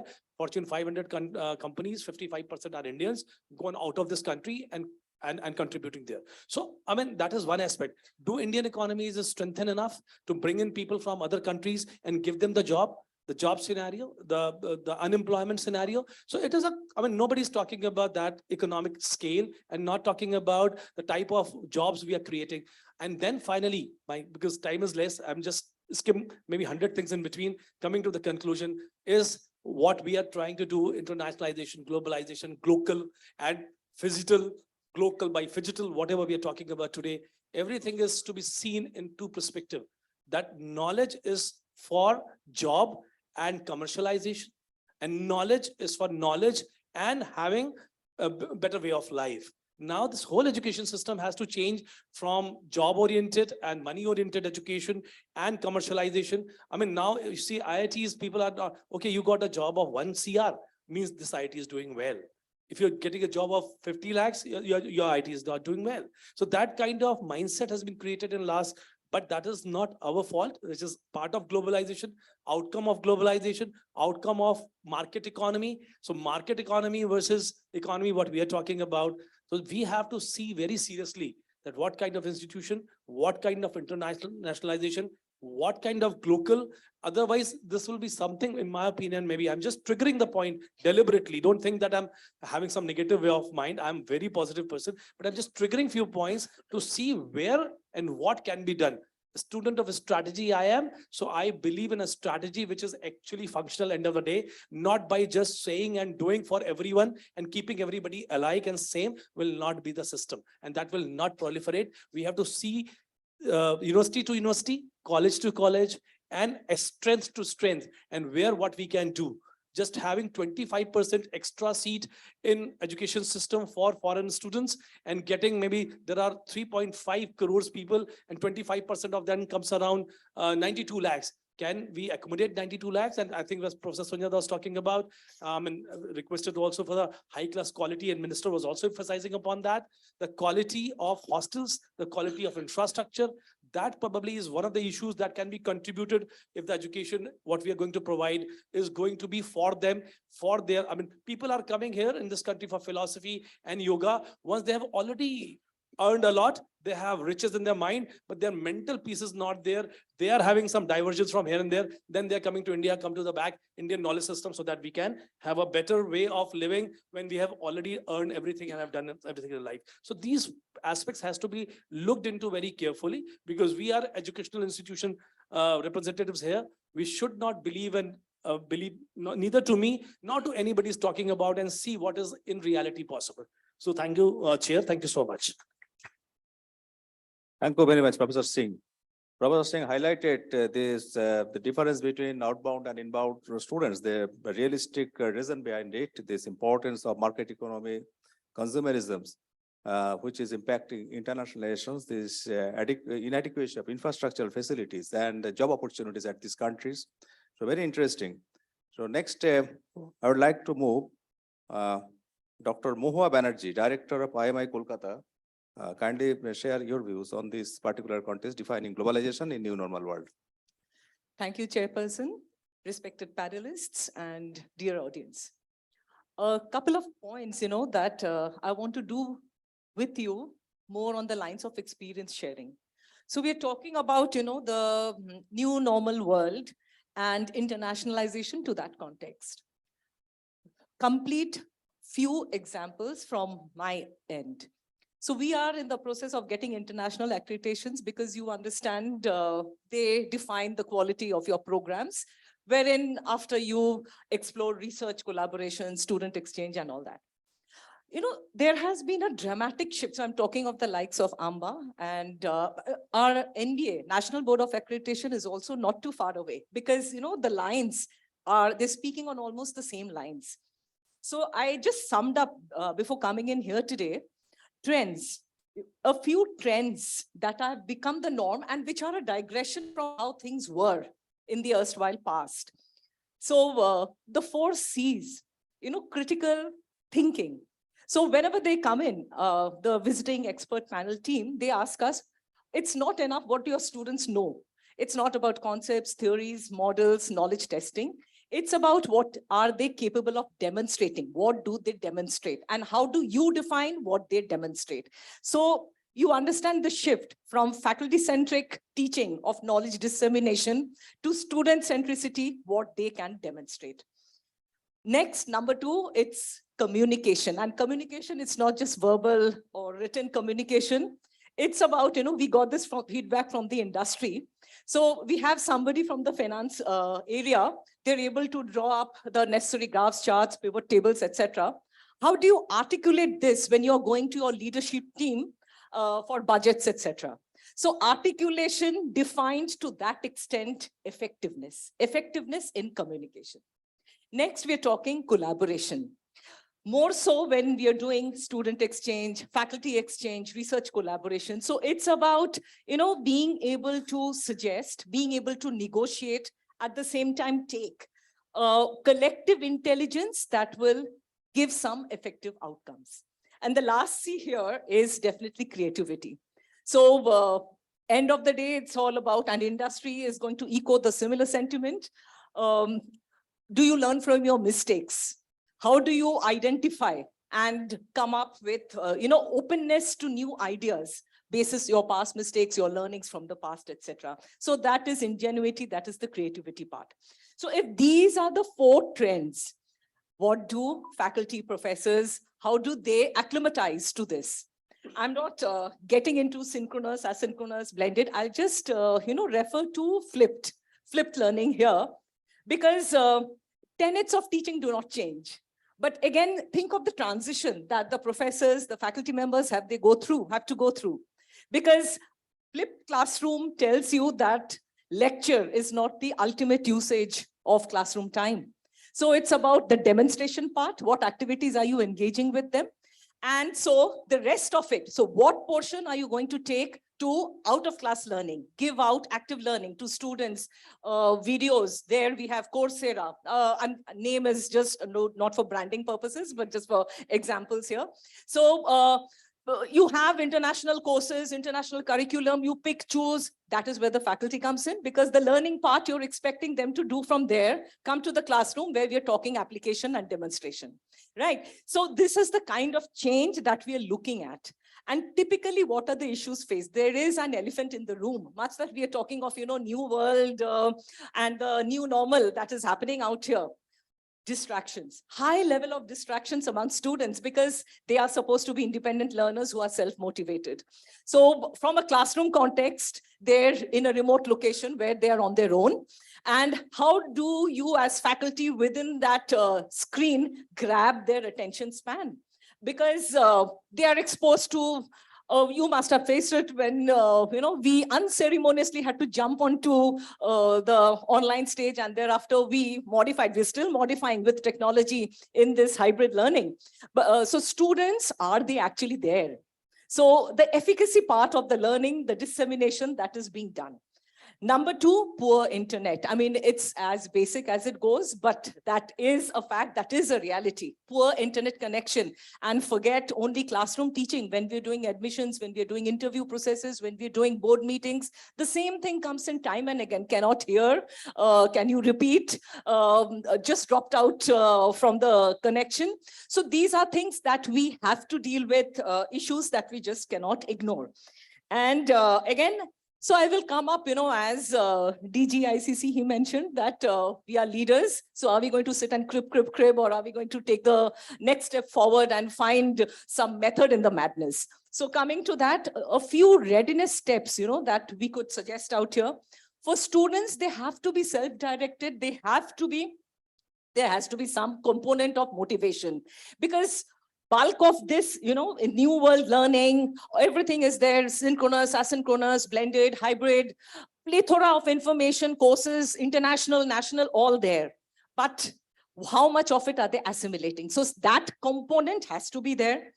Access to technology goes without saying, the infrastructure, the IT part that I mentioned, and time management, because we're also talking screen time out here. And that again, there's a deluge of questions out here from the medical fraternity as to that quantum of time spent online and the detrimental effects that they are having on the physical self of the student, of our candidates here. For teachers, It is about pedagogical competency. So this change, content hasn't changed as much. What is the change here is the application part of it and the nuances that you have to describe. In a classroom setting, you want to do group discussions, you have opened a case, you tell them, okay, break out into groups. What do you do in an online setting? You have chat rooms, you dedicate chat rooms, you enter from one room to the other, you ensure that the students there are talking. So it's different. It's different, not impossible, but yes, there is a transgression that needs to be familiarized with at the earliest. And of course, institutional policy. So that again has to be harnessed into the faculty members. When are you giving attendance? Are you doing poll to check availability of students at that point of time? And at the institute level, because that is where we come in, the technology infrastructure that management and leadership is willing to bring into your institution, because that is going to be the ultimate harbinger, that will be the ultimate bridge, the platform that will build this enabling ecosystem. And of course, there is a financial part. I'm sure we all understand when we are talking IT, we are talking infrastructure, there is finance that is related with it. And again, it's a culture shift. So when we're used to doing things online and thereafter, we know we have to be in both, because online, it's not going away anytime soon. It is a reality. We have to live with it. So how do we blend both? So that is where there's a huge culture shift that needs to be done, right? It can be top driven, right from management leadership down to faculty, administrative colleagues, vertical heads, and thereafter percolated down to the students. So I'll stop at this time. Thank you. Thank you very much. Dr. Moha Banerjee highlighted different issues related to this modern education in new normal world, particularly this importance of student-centric learning, creativity, collaboration, then communication part of the students, then how this blended learning system is to be adopted, this how this infrastructure, digital infrastructures are to be developed, and which are basically a challenging scenario to introduce all these latest, technological aspects of education in this new normal world. Thank you. Nice deliberation, Dr. Moha Banerjee. Now I'd move to Professor V.N. Rajashekaran Pillai. Kindly start your deliberation. Thank you very much. The theme of this particular session is defining globalization in the new normal world. In the 90s, we have the liberalization, privatization, and globalization. Most recently, we have the pandemic and the Russian war. These are really disrupting things globally. Of course, this particular session is part of the deliberations on education. So, what are the changes which can probably happen in educational systems, including higher education? That is the point which I would like to look into. Universities, if you just look at the histories of universities in the world, I think they have not changed in the concept of philosophy and all that. Definitely, they have responded to the social milieu, and then try to integrate whatever cultural, social, economic, industrial, all these things into the knowledge systems. When the national education policy was announced on, I think it was in August 2021 day, we were conducting, so I am a scientist, I'm an experimental scientist, chemistry professor. We were conducting a discussion meeting with the 3 academies, science academies in this country, and a few other chairman of the National Assessment and Accreditation Council at that time, one V.S. Chauhan, who is also an experimental scientist.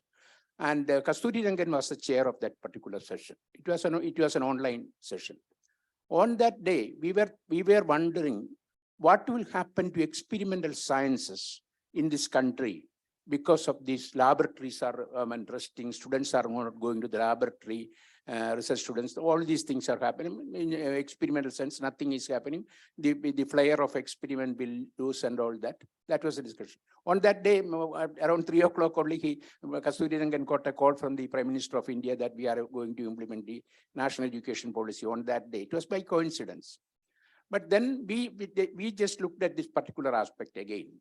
And then we saw that in 2021, Science and Nature, every year Science and Nature, I'm a scientist, Science and Nature publishes the future, status of scientific research, scientific contributions every year. Every year they publish this. And that was the year of science. That 2020 was the year of science. Maximum collaborations among institutions happened. Less non-institutions, probably not non-institutions, collaborated with premier institutions in the world. Less endowed scientists, maybe a very young beginner, they interacted with Nobel laureates in the world. So lot of collaborations have happened. We also know that because of the pandemic compulsions and all that, lot of new things happened in science. Lot of new things, connectivity, lot of things happened in technology, new things happen in medicine, lot of things happen, including the vaccines and medical devices. So it was year of science, 100 years, if they looked at 100 years, and that was the year of science. So what I'm saying that, is it not, that is the type of positive things of globalization. These are the positive things of globalization. And then when we just look at globalization, it was Narasimha Rao's time, I don't remember, it is Narasimha Rao's time, this first global LP liberalization, privatization, globalization came. So even educational, what is that, some sort of a, purpose of education institutions really had undergone change. For example, there was a lot of change. For example, self-financing courses. Whatever is, all courses are same. But can there be a self-financing course or self-financing course? And then new generation courses. What is a new generation course? Where all the time we are imparting knowledge and skills, which are for enhancing the quality of life and life management systems. And the knowledge and skills which we impart, it is definitely only the text of education. This text of knowledge and skills have to be supplemented and complemented with the context of the knowledge and skills that is changing. This context is very dynamic in nature. It has social connotations, it has global connotations, it has local, we are talking global to local, it was local connotations, it was religious, Minister was mentioning about the thinking systems, belief systems, it was religious, connected with belief systems. And this context only can change. This context changes with globalization, and this changes from time to time. It is from place to place. We don't have to look at the whole globe for these things. Probably if you just look at our own country, you will see the diversity of these things. Probably we have to understand this context of the knowledge and skills at all that times. And this context, as I mentioned, it has a regional context, it has a national context, it has a global context. This context should not ultimately completely overhaul the education. The basic knowledge are very important. For example, as what happened in education, for example, importance of human sciences, importance of social sciences, importance of languages, importance of literature, all these things probably almost disappeared. And there are now institutions which are imparting just skills and knowledge only, without understanding where these knowledge and skills are going to be applied. And therefore, of course, we know what is the new normal world? What is our new normal country? What is our own immediate locality? What is our agriculture? What is our earning pathways? How can our industry grow? These are the things which are connected with our own thinkings, and that should be there. And therefore, understanding, providing knowledge and skills in the right perspective is very important. But along with that knowledge and skills, understanding, that is the multidisciplinarity and all that, understanding the human sciences, social sciences, language, literature, our own belief systems, cultural things, all these things are very important. And I saw as a teacher, I have seen a diminution of these things in higher education. And that, and now there is a, if you just look at world over, topmost university in the world, the humanities, social sciences, language, literature, probably they get a priority in place. And that is why their technology is also growing. So that side of the text and the contextual understanding of the knowledge and skills, and that varies from country to country, place to place. And therefore, we should not be over worried about the globalization, but we should be definitely looking, we should have an open eye, we should be listening to that, and then adjust these things into our own systems. That is the way. It is not a going back to local, but it is going forward to the future. Thank you very much. Thank you, Professor Pillai. Professor Pillai highlighted this importance of fundamental and basic understandings of everything, and then skill and knowledge, imparting of skill and knowledge, that may change, that may be contextual. And this importance of understanding other subjects, other areas, that should take this primary seat. Now, I'm going to move to Mr. Anirban Aditya, Chairman of Aditya Group. Kindly start your deliberation. Hi, good afternoon, everyone. I met so many professors, Dr. Ma'am here. I being an entrepreneur, so there is not much to tell everyone about knowledge because they're all here to tell you about that. So regarding globalization in the new normal world, one thing we have to understand that we have to take the positives of pandemic, the news challenge, other medias, the negativity has been there for the last so many years.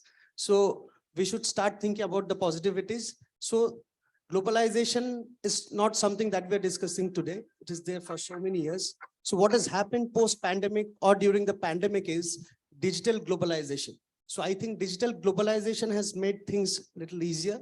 I can't say it completely whether it's less expensive, but I think given an example, a UK professor waking up, taking a 8 o'clock class in UK time, and the Indian student sitting here at 12:30.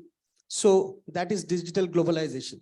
In the same way, the Indian professor here taking a 8 p.m. class for the UK students there in the UK, which is 4 o'clock. So I think the faculty or the professor is not traveling to your country, neither the students are. I think this way it has become less expensive. And also at the same time, when we do VCs, when you need to speak, the others put their videos off.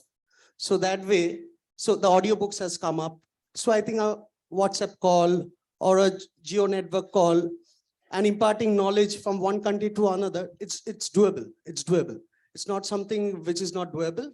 And as an entrepreneur, what I can say that because for the pandemic, because for online meetings, traveling and doing a couple of meetings in 8 hours, so we can do 8 meetings or more than 8 meetings in 8 hours. So we have got a lot of time where we think the entrepreneurs should go visit the schools, visit the colleges, the university, and try to impart knowledge.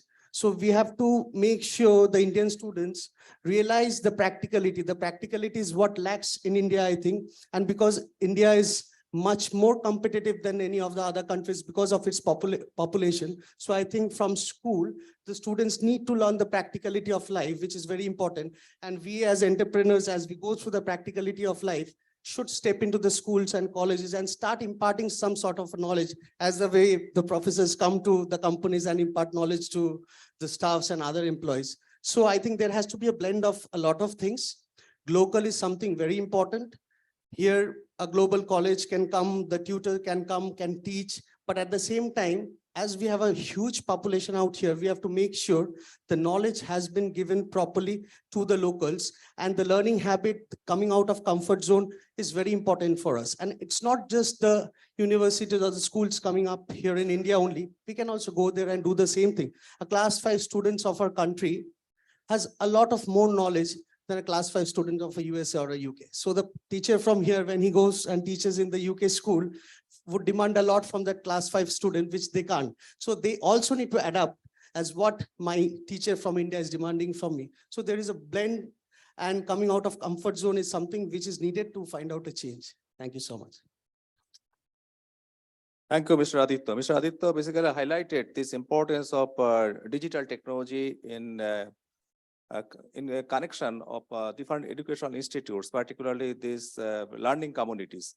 And then how these entrepreneurs come forward to bridge the gap between this, the observation, the understandings of the students and these uses of technologies and how to make it more formidable. Now we have come to the last part of our discussions, and this is time for question and answer. I would like to invite questions from this audience, and I think you can support them with the microphone. And after question and answer, we can conclude. Okay? So, okay.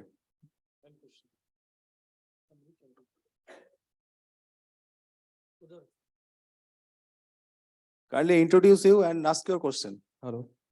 Hello, myself Dr. Sandeep Ghosh, Director IQAC JS College of Engineering, Kalyan. It is really my pleasure to listen to you, such a beautiful deliberations by Honorable Minister and all the dignitaries present over here. I was actually trying to have a question to the Minister, sir, but now it is a comment phase. So this is a question to everyone. As we are talking about the Globalized Education Forum, and from the perspective of Indian Chamber of Commerce, as well as from the government, to really implement the MEP,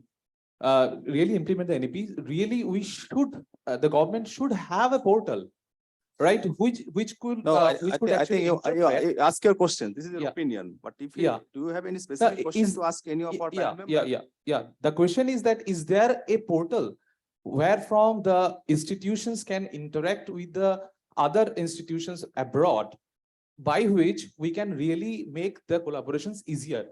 I mean, there can be a forum which could make the calls from the other universities abroad, and also the people who are there from the India, they can interact with that. And through the portal, we can make the connections. It can be better way for Okay, communication. Dr. Singh. Yes.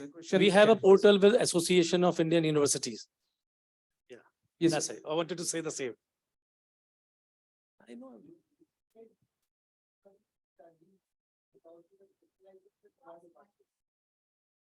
And The also president is here it himself. already done. Kindly look at it. AIU is also preparing a directory of Indian academics abroad who are occupying important places. There was already in Washington in June, Indo-US summit, where the Indian embassy in Washington brought together all important Indian academics in high places in administration, university administration. So the ball has been set rolling, as he pointed out, but kindly look at the website. Everything is there. Thank you, sir. Everything is there. Thank you, sir. Thank you. Thank you. Thank you. So you get yourself connected with President of AIU. So he is here. So, okay. One Okay. question. Any more? Okay. Good afternoon. My name is Dr. Indranil Mutshudi. I am from JS University, Calcutta. Okay. My question is regarding research collaboration. How would the foreign universities and our universities are looking forward to collaborate international research work, which is a very, very important perspective to raise the standards of our university. What Okay. should be the way out? Okay, research collaboration. I think you can, Professor Pillai. Yes. Of course, from the government side, there are international collaborations. For example, there is an Indo-German collaboration for research. There are 10 universities in Germany, 10 universities recently also. Similarly, Indo-US is there, Indo-Japan collaborations. These have been happening for years, and now the funding is there. This is the government funding. But ultimately, research collaboration can happen from researcher to researcher. For example, You can identify a group of researchers from your group of, maybe it need to be individual, but if you just look at good collaborations all over the world, particularly also from Indians, you can see that your professor, your researcher, particularly youngsters, they try to identify the peers who are working in the same field in different universities. They write to them and they enter into collaboration. There is no need of any, government is not standing in the way. It is individual. That is based on the, but these other collaborations, between institutionalized collaborations, SERB, you know, SERB, Department of Science and Technology, DBT, ICCR, ICHR, ICPR. These are all, then the academies in the country. There are a large number of organizations in this country. Of course, for research collaboration, the Honorable Minister mentioned that the UGC also has given some sort of a guidelines. But ultimately it depends on my research and that particular person's research. That is the collaboration. Thank you. Okay. Last question.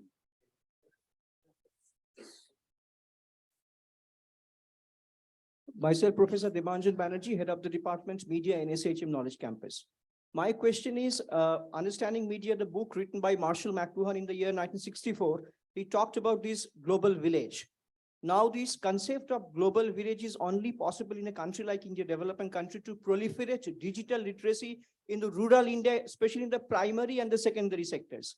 So what is the take or the thought process of the edupreneurs and the corporate world about spending some money for CSR activities to proliferate this digital education to the rural India? Then and only then it is possible. I think industry representative, Mr. Aditya is here, so he can throw some light on this Again, intention of industry. Again, this is not something new. This has already been worked upon, I might say pre-pandemic. So again, the entrepreneurs, because for pandemic had to come out of their comfort zone, even the government, and the implementation are quicker. I can't give you numbers right now, but it has increased more than what you expected 2-3 years back. Sir is here from Heritage, and there are a lot of entrepreneurs here. Things have changed, and the corporate and the government hand in hand are trying to do a lot in the CSR initiatives, and it is happening. I can bank on that. Okay. So, yes. Okay, last question. Madam. Last question. Madam ko de do beta.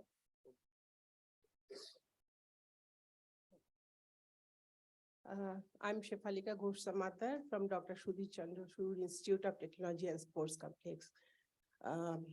My question is, there is a wide gap in imparting training and education when it comes to privately owned institute and government-owned institutions.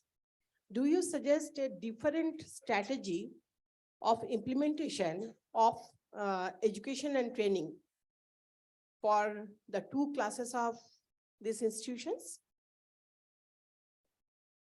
I think, okay, I don't think that this strategy can be different for this different, because all this purpose is same. Be it Yes, private, be yes. it public university, purpose is same. There Yes. cannot be, this different strategy for, this taking up research projects or introducing new courses and all these things. And of the late, we have seen that many private entrepreneurs, they have come forward and are investing significantly to improve the quality of research and academics in this country. So this should not be a challenging issue in near future, because more and more private investment is welcome in these education sectors, and this is happening. So whatever, these initial problems and whatever we are seeing, we are experiencing, that may not be, this existing in near future. That is my personal view. Okay, you would like to say something? I would want to add on to that, because coming from a private institution space myself, our faculty members, so we come under AICTE, so they float in programs, Atal FDPs. Yes, Our yes. faculty members are conducting them. We Yes. have been conducting them. And we also reach out to NITTR. So when outcome-based learning, we wanted to understand the nuances, we reached out to them and we asked them to, do one workshop for us. So it is pretty much seamless. So, the demarcation as in one set of training for private and one set of training for government organizations, we have not faced that at any point of time from AICT under the broad umbrella, and it's been pretty much conducive both ways. Okay. Thank you. Thank So you very thank much. you very much. We have concluded this panel discussions. We received many important inputs from all these distinguished panel members regarding this challenge, this existing scenario, these futures, practices, and all these things. So I'd like to extend my sincere thanks to all my panel members. And as the time is limited, we will be concluding it with one Sayari from Professor SPC. No, sir.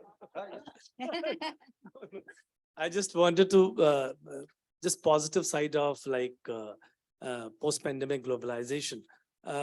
Many things, statistical data is available.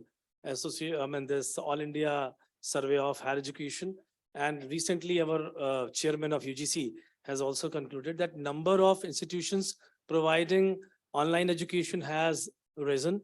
Last 2 to 3 years, the number of people enrolled in digital platform for higher education has also increased, and the collaboration which was happening little slower rate has also increased because of post-pandemic, because UGC says 30 to 40% classes we can. So this cultural barriers, what we were talking about in the morning, the other barriers of getting faculty from outside and collaboration and everything has been what has been said. The all positive impact is there of the post-pandemic time with respect to internationalization and globalization. And finally, one piece of advice, somebody was talking about CSR, but at the same time, one thing is really concern for everyone. Madam also pointed out about the digital infrastructure. I mean, if at all we are going to have the globalization has made richer more rich and poor more poor. The same way, this phenomena of post-pandemic digital teaching and digital revolution should not actually make people who are having access to digital more prudent and more knowledgeable, and people who are not have access to. So we as a university, whoever is sitting out here, should have a social responsibility to take care that this digital divide should also be covered as much as possible. So sir, शायरी नहीं आज sir अब मैंने कुछ गलती की उसके लिए माफी मांगने के लिए शायरी कर दे रहा हूँ, ठीक है. So लोगों को कभी-कभी लगता है when I talk straightforward and very clear, people think I may be having some negative bent of mind. I think I personally believe, and some of my colleagues are here, I'm 120% positive in my life. So on that, and I sleep very well in the night. I don't know how many of you can sleep well. I sleep very well in the night, and this shairi helps me. So that may also help you to sleep well in the night. And that says, कुछ इस तरह जिंदगी को आसान कर लिया. I have made my life easier this way. कुछ इस तरह जिंदगी को आसान कर लिया, किसी से माफी मांग ली, किसी को माफ कर दिया. So thank you so much, everyone. Wonderful. Thank you. Professor Shoikat Mitra, we would request you to do the honors of please giving away mementos to our esteemed panel speakers here. To Professor S.P. Singh, 120% positive person. To Professor Dr. Moitri Bhattacharya.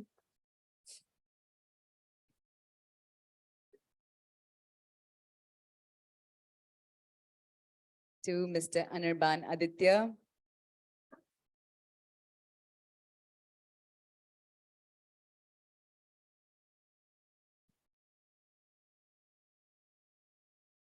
To Dr. Moa Banerjee.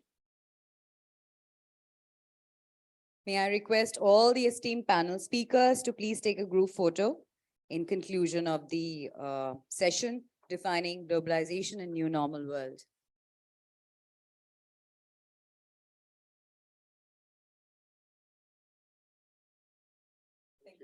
So we are announcing lunch right now. May I sincerely request all of the participants present here to please come back on in this floor. At 2:30, we have a very interesting session, Importance of Host Country in the Globalization Program, where we have founding Vice Chancellor of OP Jindal University and Symbiosis Principal Director speaking. We will start the session at 2:30, please. Thank you. Lunch is waiting outside for you. Thank you. To hear from you.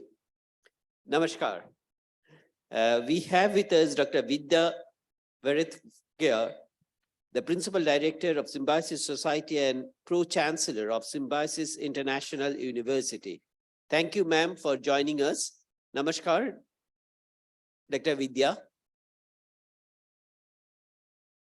Yes. Thank you for allowing us to join virtually.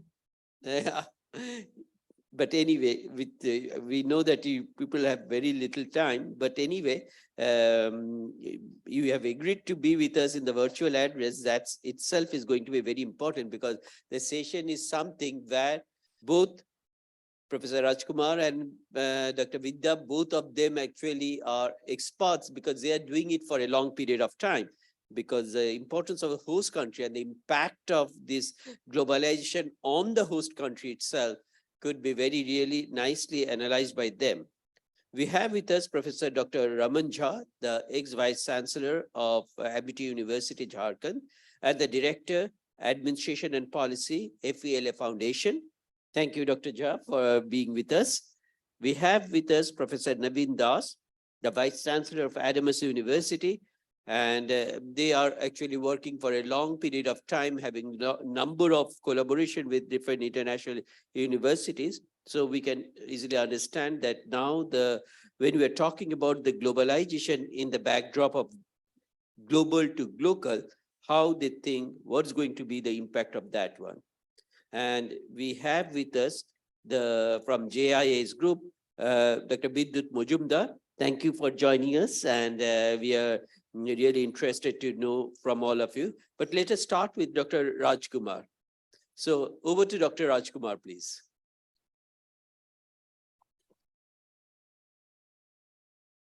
A very good afternoon to all of you. First of all, I want to thank Professor Chattopadhyay and other distinguished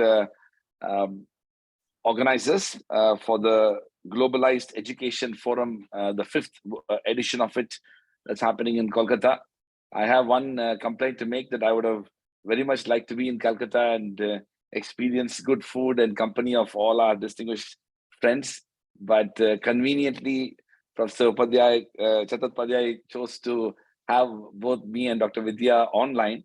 But I hope we will be there physically next time around to enjoy the entire experience of being in Kolkata. So it's a very special occasion, in a way, a special time for us to talk about globalization project and how what is the role and responsibility of the host country. I want to begin by saying that there is a whole history and evolution of internationalization efforts in higher education. And as Professor Chattopadhyay rightly mentioned, we have with us a very good example of Symbiosis University, which has had a very illustrious evolution of promoting internationalization for a very long time, especially with regard to inward mobility, in which international students have been in Symbiosis for a long time.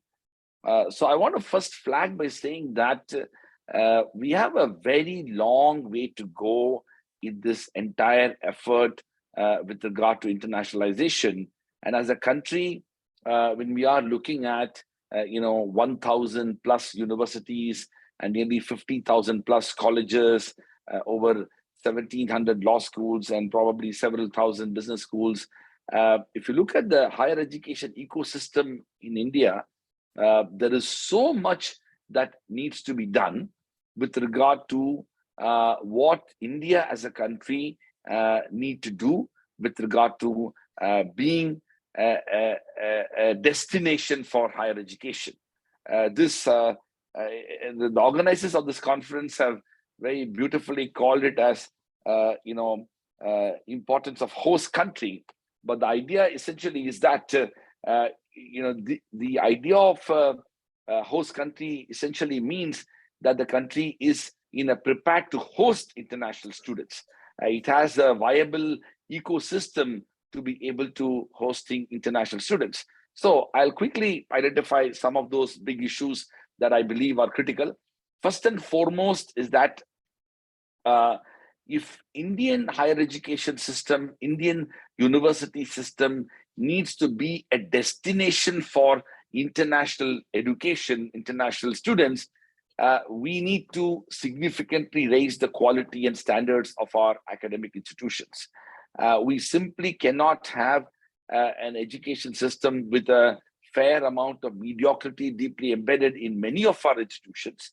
And in a way, if you see the countries that have been able to have the largest number of international students in them, beginning with the United States, and then of course, United Kingdom, and more recently China, but also a large number of countries, including Australia, New Zealand, Singapore, Hong Kong, South Korea, Taipei, Japan, and of course, Western Europe.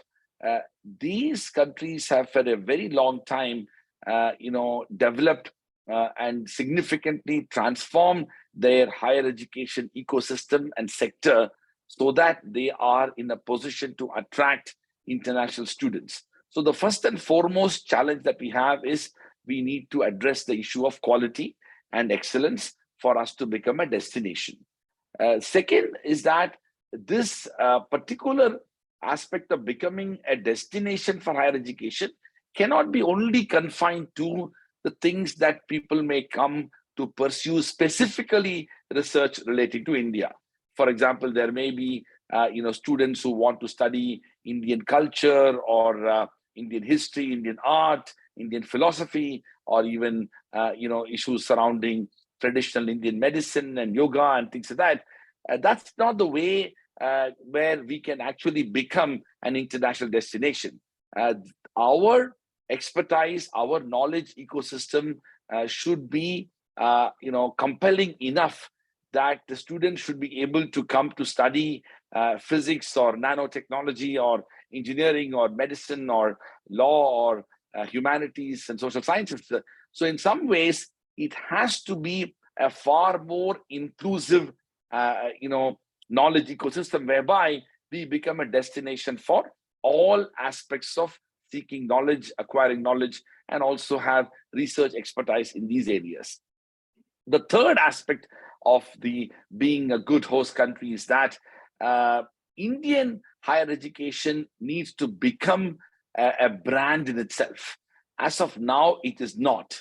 And I have lamented about the fact that even when global conferences relating to higher education ends up happening, I must confess that most of the time it's me and Dr. Vidya present there. There's hardly any, it's almost like we are talking to each other. And so in some ways, we really need to reimagine this approach. Now, I can understand there is a whole fragmented system of education whereby there are difficultly funded state public universities, relatively mediocre private universities, and highly centralized bureaucratic and other types of complex institutions at the national level, all of whom are extremely busy and preoccupied with so many important things that this is not a priority. But if you really want to promote Indian higher education, it simply cannot be, Jindal and Symbiosis, being out there and arguing for Indian education. It has to be a much wider, a more robust, a more stronger, a more substantial presence of the Indian higher education sector in these international conferences, whether it is organized by Times Higher Education or QS or any other major international education conference. We need to become part of the discourse, just as it has happened. In fact, I have seen in the last 2 decades how China has steadily made itself as a destination for higher education. Of course, COVID and post-COVID implications remain a challenge for China. And that's one interesting opportunity that India could potentially have. And if I also look at even Middle East and parts of Middle East, which is increasingly becoming for some disciplines a destination, a global destination for it. So we need to do that. The fourth aspect is something that we have to deal with internally. As of now, I must say that the entire incentive structure and framework for attracting international students is extremely challenging. International students literally have to go from pillar to post in terms of from visa process to FRRO registration to re-registration, and there is so little knowledge at the ground level, including for knowledge relating to procedures and processes for having international students. We simply cannot do that. We need to learn from the Australians and even the Brits to some extent, how they have made international education so easy in terms of access for information, for visa process, for ensuring that the students who come from around the world are provided a pathway so that they are guided at all levels, and this becomes a process. Now, of course, for Australia, as you know, international education is the second largest contributor to Australian GDP, and hence it becomes an economic argument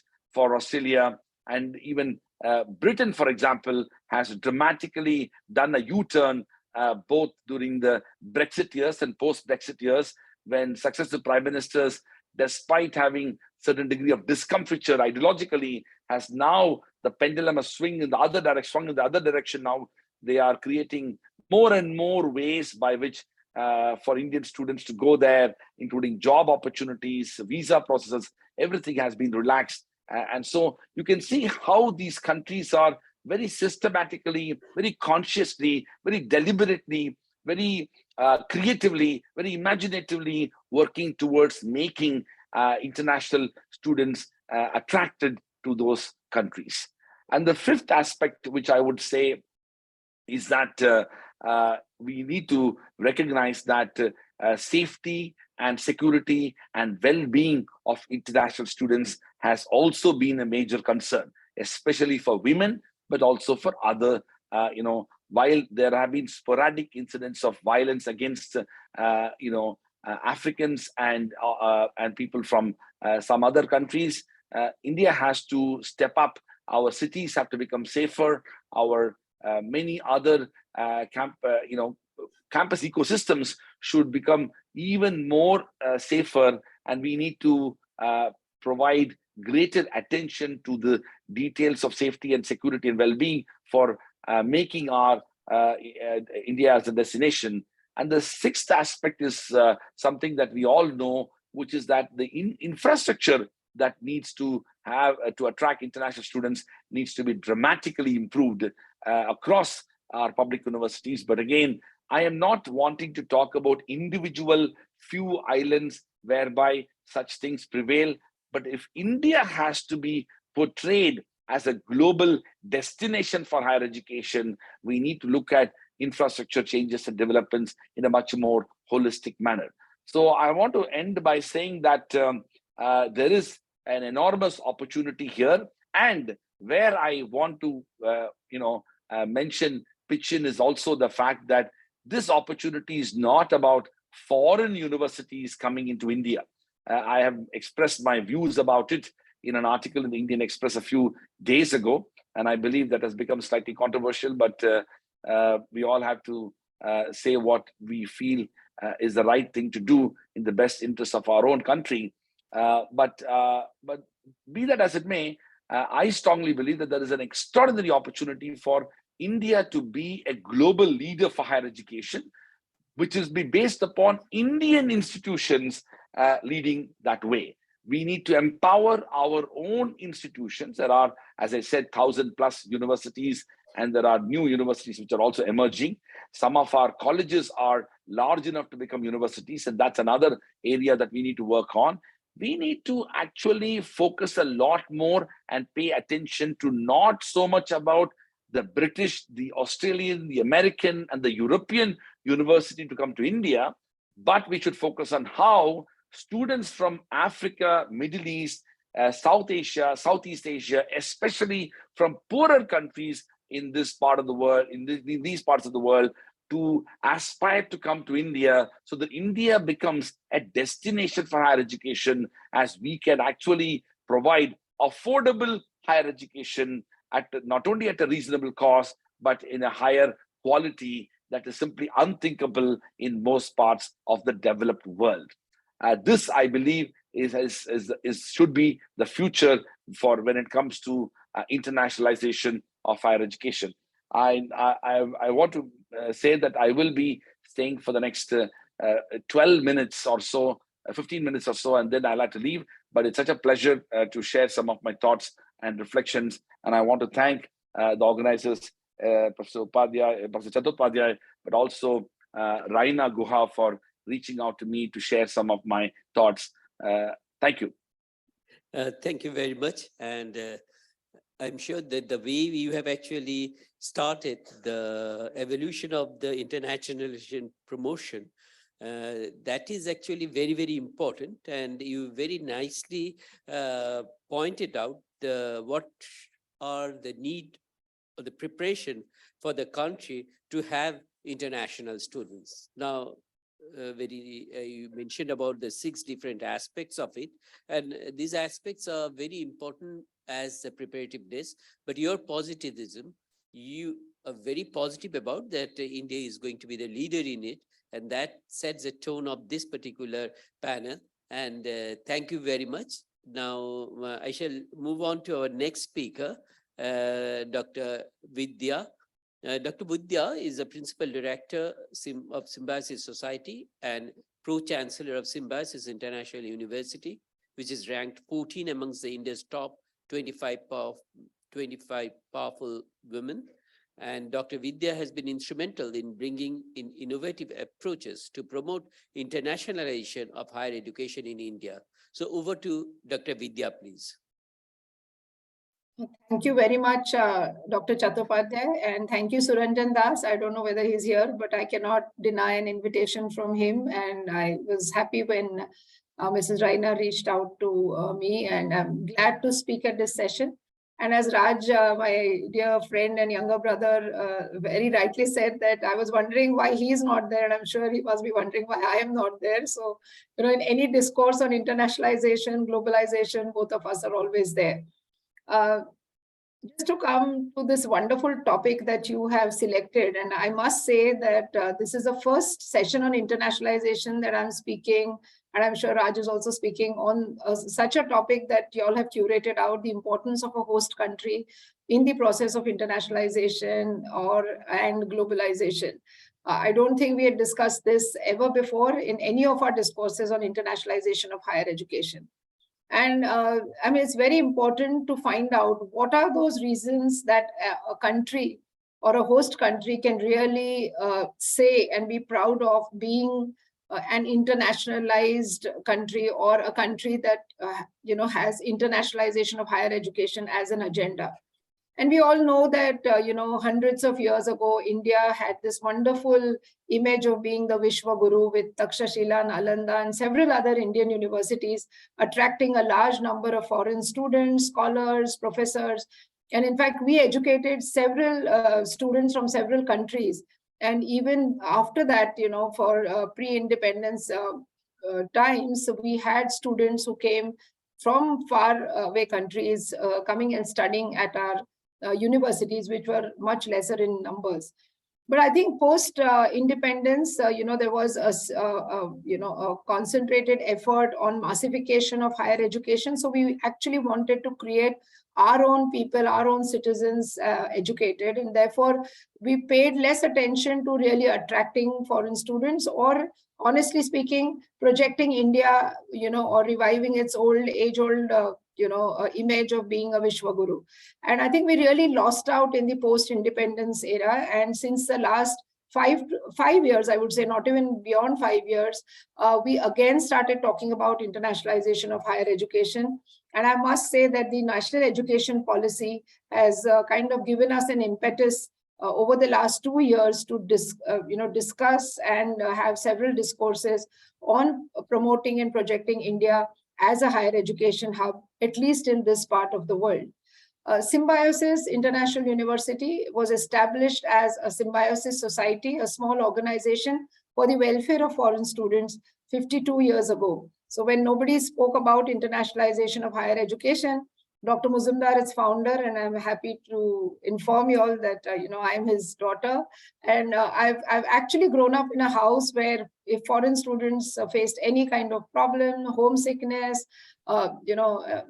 if they lost their passport or didn't know the language, they would just be accommodated in our little bungalow on the Ferguson College campus where my father taught. And I think these experiences of foreign students 50 years ago kept bringing foreign students to Symbiosis. So as an organization, the experiences that you give to foreign students, and as a city, the experiences that the foreign students get, and then as a country, the experiences that the foreign students get will attract more and more foreign students and make the host country an education hub. In the early 70s, when Symbiosis was established, Dr. Muzumdar conducted interviews of foreign students. And even at that time, students came from Afro-Asian countries. And what he would do is he would interview a foreign student and publish his interview in the daily newspaper, Marathi regional language newspaper in Pune, just to sensitize Pune citizens to what these foreign students' needs are. And at that time in the early 70s, foreign students spoke about discrimination. Africans said that if there is a seat next to me in the bus, no one would be willing to sit next to me because I'm Black. I still remember a student who studied in the Film and Television Institute of India. He came from Ghana and his name was Patrick Osausa. And I cannot forget the story that he told my father, and I was young enough but old enough to understand what he's saying, that when I get up in the morning and I walk towards the toilet, and that time hostels had common toilets, all the Indian students would close their doors because they didn't want to see a Black face early morning. And while he said that the education in India is great, but my experience is so bad that I will never recommend India as a country to any student from Ghana. So I think the experiences that any country or any city or any university gives to these foreign students will certainly project your city or your country as a host to accept foreign students. And surprisingly, at that time, my father wrote a book called New Faces, New Friends, so that, more and more people would be sensitized towards what foreign students are feeling, and they would behave towards foreign students in a much better way. You'll be surprised to know that in 2014, I conducted interviews of foreign students, and just to make a comparison of what was the case in say early 70s and what it is today in the late 2014, 2015. And I was shocked to know that the experiences of foreign students in a city like Pune, which is the hub of foreign students, still remains the same. There is still discrimination towards Afro-Asian and typically African students, and not that they carry back great impressions of our city. So it is a country and its citizens that should really welcome foreign students. And when we talk about Atithi Devo Bhava, when we talk about believing that the whole world is one family, when we speak about Vasudhaiva Kutumbakam, I think this is what we need to project, even to the younger generation of Indian students who come and study with us. It is an endeavor of Symbiosis to ensure that the bridges between Indian and foreign students, between Indian citizens and foreign citizens are bridged. And, it is an endeavor to bring them together so that, we culturally sensitize each other. As much as what foreign students should know about India, it's equally important what Indian students should know about a foreign culture. And that is what the importance of, the impact of globalization on any country would be. The second, which I think Raj has already covered, is infrastructure. So many times we realize that the infrastructure, and which means physical infrastructure as well as human resource, how accepting it is to foreign students. I see many of the times that when foreign students come on any scholarship program, let's take along the ICCR scholarships, that a large number of foreign students come to our country. And when they come on ICCR scholarships, they are placed in a public university and not a private university. I do not want to discriminate. There are great public institutions and there are great private institutions. But the acceptance of foreign students in a private university, which is more accountable, the infrastructure is better, is much higher than placing the foreign student in a public university, and through the public university, placing the foreign student in an affiliated college where probably students and even teachers can hardly teach in English, or the ecosystem is not conducive to accepting foreign students, and Indian students make fun of them. The foreign students don't understand much in classrooms, and this happens right in the city of Pune. And I can give you examples of how ICCR scholars come and land up in a small college somewhere in the nook of the city, and feels so homesick and feels so discriminated that, you know, he has no option either to, you know, go back to his country or then seek help from other institutions that will accept that student. So I think we have to pay attention to these kind of experiences. Physical infrastructure, these foreign students require certain kind of physical infrastructure. They come from developing countries. They don't come from very rich countries, but they require their own food. They require a kitchen. They would require a pantry. They would require other Indian students to accept the food that they eat. And therefore, I think this kind of physical infrastructure is what Raj was talking about. And I fully agree with him that it is important to create a physical as well as a human resource infrastructure conducive so that the host country really projects itself as a country that will accept foreign students. The third is the role of the Indian high commissions and embassies. I'm very appalled to say this, and I've several occasions, I think Raj and me, both of us have said this in several forums, that, you know, when students go to even inquire about the Indian higher education to embassies, at least in countries from where we can seek students or from where students are already coming, the information is not given on any common platform. Recently, since 2018, yes, there is the Study in India program that has been launched by the Ministry of Education. But if a country has to project itself as a host country to accept foreign students, then all Indian high commissions or embassies, at least in the countries where they are present from where foreign students can come in, should have an educational attaché, who will give information about all universities, different kind of programs, and, you know, whatever that the student requires.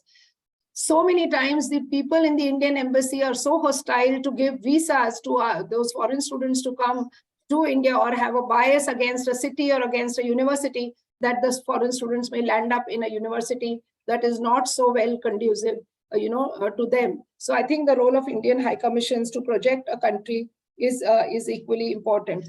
There are foreign students who may not want to come for full-time programs, for full-time degree programs. Yes, we do attract students primarily from Afro-Asian countries, but there are so many students from developed countries, from Singapore, from European countries, from US, who want to come for short-term visa, short-term programs. We, as many of us, at least OP Jindal Symbiosis, have very strong collaborations. But why can't these students be attracted to come for short-term programs and be placed in certain universities that may have that program much better, than any other university? Let's take the example of, students coming to learn yoga. Can the Indian government or, some ministry take charge of these students and place them in maybe yoga centers or maybe Ayurveda centers in Kerala? I mean, these kind of concerted efforts have to be done. I remember when I was a member on the University Grants Commission since 2006 to almost 2012, I tried my level best to, have a committee that is made, take, education fairs to these countries and try and project the Indian higher education. To some extent at that time, we were successful. But after that, I don't think much has happened. The Study in India does take universities to various countries, but I think a much larger canvas is required. Fortunately, the Ministry of Commerce, through the Services Export Promotion Council, on which I chair, or FICCI, which I chair as the Education Committee member, we are doing some efforts. But I think the top 100 universities in India should be taken by the Indian government, by the Indian Ministry of Education as a delegation, and reach out to various countries through the Indian embassies, so that India as a country will come out loud and large to say that here we are ready to accept foreign students. I don't want to broach into the topic that Raj has already covered, which is of the presence of foreign universities in the Indian soil. I know there are very mixed opinions, but as a proponent of internationalization of higher education, if India wants to become an education hub, those micro details can be worked out, but certainly, the presence of international universities will help, India being projected as an education hub. Look at smaller countries like Singapore, look at Dubai, look at Qatar. I mean, while there are in Singapore good universities like NTU and NUS, Singapore also has some other foreign universities on campus, which helps them to attract students from the neighborhood, to these universities. So I think as a country, we really need to have a very strategic effort to identify the top 100 universities, identify universities of high quality, and project them to the outside world, so as to, pass on this message that here we are ready to accept foreign students. Look at the dismal number of just 49,000 foreign students against, almost 10 lakh Indian students studying abroad. And we have such a huge potential. As Raj said, that we have more than 1,000 universities, more than around 50,000 colleges, and several institutions of national importance. Even if you calculate the number of hardly 10 or 15% international students, we are very, very low. There is a potential, but it is for all of us as academia to come together and as a government of India, or through a body like FICCI or the Services Export Promotion Council, to promote India as an education hub, to promote India as a host country, to ensure that every citizen of India is willing to accept and not discriminate these foreign students, and for every Indian student to accept a foreign student as his brother or sister. Only then we will revive back the age-old image of India as a Vishwaguru. I'll stop here and I would be happy to take any questions. Thank you. Yeah, thank you, Dr. Vidya. Yes, starting from the historically, when really India has got the large number of people from outside, they used to come over here. You mentioned about the Vishwaguru and others. Now, the one thing, what you said, that it is the mindset of the country itself, the people to accept the international students, and you rightly mentioned about certain cases, just like the example of the Ghana student.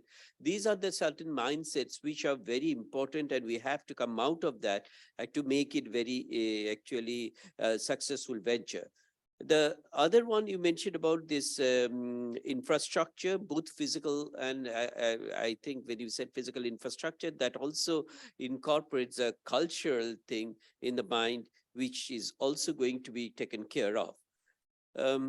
Very important point, the role of Indian High Commission and Embassy. And they can really play a very important role. So we have to make them, and the informations from those embassies, if they are not available, how the international students are going to know about it. So that's a very, very important thing which you have actually mentioned. And the points which you have actually corroborated with Dr. Rajkumar also. Thank you very much. And because both of you are joined us virtually, I may open that if there is any question for them, because Rajkumar also has to leave. So if there is any question for Professor Rajkumar or Dr. Vidya, if you can raise a hand. Any question from the audience? Professor Pillai, you have anything in your mind? This is Rajshekharan Pillai. I don't know whether you remember me. Professor Rajshekharan Pillai. Yes. How are you, sir? Yes, Good to hear your voice. Thank you. I read your Indian Express article also. I saw the comments. Of course, I was also mentioning in the morning. If you just look at Indian premier national institutions, we have a lot of research, lot of very distinguished faculty, even the curricula, transactions are international nature, but they are not getting even one student, international student in studying. Of course, I was advocating that only when we create knowledge, we can transfer knowledge. But these institutions, some of these institutions in the country, Indian Institute of Science, for example, ICERS, for example, your institution definitely, Symbiosis, you are doing research also. But if you just look at global universities, only those universities have created knowledge or continuously creating knowledge are attracting students. But in India, we have such institutions few, but they do not find international students. What is your comment on that? Yeah. Thank you very much, sir. Absolutely. In fact, my own opinion about this whole foreign university was the underlying theme was that all these things can potentially become a distraction for us to focus on what we need to do for our own institutions. In fact, if you see, one of the reasons if Singapore opened up, they had NUS and NTU. We don't have any NUS and NTU type institutions in India yet. So we really need to build capacity. The Nanyang Technological University's computer science department has overtaken even Stanford and MIT and Caltech. So that is the type of quality benchmarking that has happened, whereby you need to significantly enhance your own quality. You need to become an attractive destination for the leading scholars of the world. You need to create knowledge and contribute to research and have impact through that research. And this alone can potentially make it as a destination. But I want to make a very important distinction between scholars around the world thinking good about a country and an institution for research, and the students thinking about pursuing their higher education. While there is an overlap, it's very important that scholars around the world may still appreciate a lot of things that are happening in our IITs and IIMs and even our ISERs and other institutions. But when it comes to students of the world wanting to come to India to pursue higher education, their factors are above and beyond scholarship and publications and quality of the faculty and all of that. They will also pay equal attention to infrastructure, to kind of overall learning ecosystem, to kind of experience that they're going to have, safety concerns, quality of infrastructure, opportunity to pursue internships and other type of things.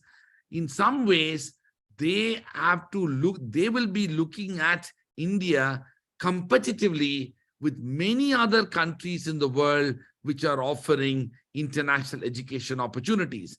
And that is why we have a very long way to go to become an international destination for higher education. In fact, I personally think I would like to be wrong about it. I don't believe any of the top 100 universities in the world who are interested to build a physical brick and mortar campuses in India. I have always been in favor of collaborations and partnerships, but the vision of a physical brick and mortar foreign university campus in India, like what has happened with NYU in Shanghai or Yale. By the way, Yale, Singapore also actually after a decade it failed and Yale had to go. So the idea of foreign campuses have always been a problem. And so in a way, our focus ought to be to build capacities within India and invest in that. And there's a lot of work there to be done. Yeah, thank you. Thank you. Yeah, Dr. Vidya, if you want to some comments, yeah. Yeah, so see, the most important reason why foreign students come to India is it is affordable, because even the rich people from those countries would tend to go westwards, right? They would like to go to the US and all that. The second reason why ideally any student which is globally mobile, gets mobile because of job opportunities. And I think we've been saying this, and I've been personally promoting this so much, that at least a 1-year post-work visa, it could be internship, you need not even call it employment, but this should be given to foreign students. If you really want a floodgate of foreign students coming to us, if you open up for, of course, internship, some of the companies do accept even now, but if we can post-work visa or post-internship 1-year visa can be given to the students, we can imagine the number of foreign students that will come here. See, India is known for employment. India is not known for research, right? So those, as Raj said, the scholars will never want to come to Indian universities to pursue research in an IIT or when they have options to go elsewhere westwards. But I think what students would be interested is to be at Infosys or a Wipro or, or a Bajaj or a Kirloskar or, Kinetics or manufacturing, IT. Or automobile, we are very, very well known all across the world. And I think that should be our pull factor. Unfortunately, every time I've argued this, whether it's at Niti Aayog or any of the forums, people just say and shun that, oh, if our Indian students don't get jobs, now where are we going to give jobs to foreign students? That's not the point. I mean, the point is that if you really want your foreign students to come here, experience the Indian education system, then allow them to be here for another 1 year to do some internship or a post-work. After the graduation, they want to spend time, a considerable amount of time in Indian industry. And I think that should be the focus for a host country. Because see, every country's needs and deliverables are different. You cannot compare some research-intensive universities in America to research-intensive universities in India. There is a huge difference. Yeah, that's true. But one thing also I could find that there are right now in the last 2 years, a lot of interest from the different countries to come over to India for studying performing arts, the music, the dance, and the different cultural things. There are few interests we could already started to say it, and we have to actually strengthen that one also, the Indian heritage, the yoga and other things, where the students we can expect from the abroad. So that in that respect, we can also. Any other question from the audience? So if there is no other question, so thank you, Professor Rajkumar, as well as Dr. Vidya. But if, Dr. Vidya, if you can stay with us, that's fine. So we can continue with our next speakers. Thank you. So we will move on to Professor Dr. Raman Jha. Now, Dr. Raman Jha is the ex-Vice Chancellor of Amity University, Jharkhand, and Director, Administration and Policy, FELA, that is a foundation. And Dr. Jha comes with an academic administration and teaching experience of over 30 years.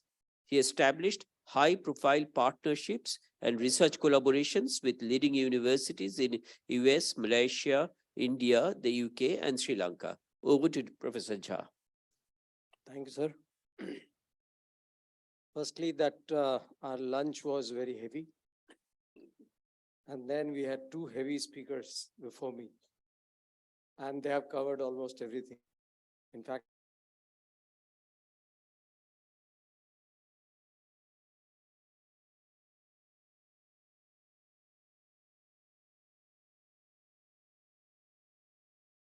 and that too, the problems of the host country for globalizing. But still, since I spent a lot of time coming and will be going back, I'll put in some things, 1 hour, 1 point, at least. So 5, 6 points from my side, which may be just additional rather than repetitive in any manner. Some may be repetitive as well. One is that the thought itself that there is an importance being given to the host country and there is a debate of this kind is important. And once we begin this debate, there will be solutions, like Sir said, some areas where people will get attracted. I would begin with some questions which I was writing while I was listening to others. What is that we want to provide is the question. If our product is good, our product is known, it is tasty, it is also cost effective, that only will attract them. Or we can also think it the other way. Why is it that we are attracted to foreign countries? Why they become hosts? One point which was not covered but lastly covered was the internship and the job opportunities that any Indian universities go abroad, they get. And we are possibly not ready mentally, of course, but we must get ready. I would stress on that, because unless those people whom we consider to be of superior race, they may not be, but either to attract economy from there or the brain that they have must come and get utilized to raise the economy of our industries. So there would be a contribution from the industries also, which will be required to a great extent, rather than just the academicians. The academicians will have to be of highest level or supreme knowledge level, wherein nobody else is giving that. Now, how do we again decide that? One can actually divide the whole education space into some number of areas where they can come and focus and then specialize and tomorrow earn their living or do research to contribute. I did it and it is just the 12 parts. Can India even be expert in 1 or 2 or 3? We'll have to have our own niche area wherein India is known for, as was done earlier. They would not come here to rather earn money. They would come here to gain knowledge. And while they're learning, they possibly may get covered for the cost that they're doing. So that's one part. The second question is, who will provide? Of course, the universities will provide. Who will train the educators? If we are thinking of providing the supreme knowledge, are we ready? Are the universities or the industries together ready to train the educators to the foreign students who come here and remain interested in our knowledge system? So that's a challenge. The next question was, the answer to the first question, what are the things that we can provide? We can provide skill. Do we specialize in any of those? We have to. Do we provide, can we provide the knowledge in different areas? That's again a question mark, but again, specializations can be had. Can we provide research facilities in the university? Possibly no. Can we provide the opportunity to make them entrepreneurs or innovators, or maybe provide incubation centers, either in government or private organizations? Answer again is no. Or can we increase their creativity? So these are the things which we have to provide. So first thing, as Professor Raj also was saying, that it is our capacity building, which is more on focus still than to go for globalization. I'm not negative because I have added certain positive parts as well. The aspect of culture, as Sir hinted at it, the aspect of character building, the aspect of human building or human development as a whole, as was our culture initially, is our strength possibly at this stage. So that can be highlighted, maybe brought to the front, that if these are taken, possibly their research in their own places would also improve.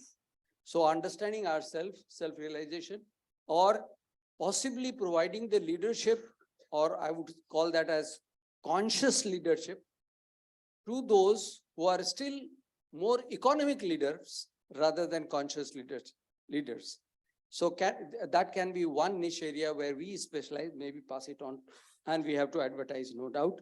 We can teach them our value system, which existed, which is, of course, eroding with time, and can we improve them as a whole, as a person? So I think these are the areas where possibly we are richer compared to other Western countries. Talking about calling people from Africa or other countries which are poorer in nature, they may come here because of the low fee structure. That may be a possibility, but we should not be happy doing that. It is actually a reversal of mobility that we have to actually have. We are mobile and we want to move out. And it is a natural human tendency. Can this mobility be also induced in Americans, that we are actually having something different, and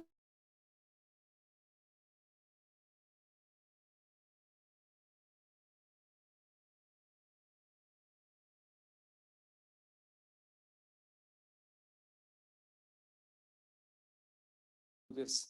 I would put 3 points so that we create our own picture in the world, and it is 3-word PIC, pick. Pick is the picture. P is the passion. All the universities, including the vice chancellors and the owners of the universities, have to have this passion that I must have at least 100 students, at least to begin with, in the next 2 years. Can they have that passion? Can they therefore imagine in the area of their passion in case it has to happen? In case foreign students have to come, we have to begin small, but with passion, with imagination, and with commitment. So that's the pick that we have to create. that we are passionate about having them here. We are passionate about treating them well here. Of course, our regulatory bodies have to play a lot of role, and money has to also come in. What interest would be for us as a host country would be the number of students who are coming from there, then the quality of delivery that we will be able to possibly do, collaboration that may come out of it once they come in here.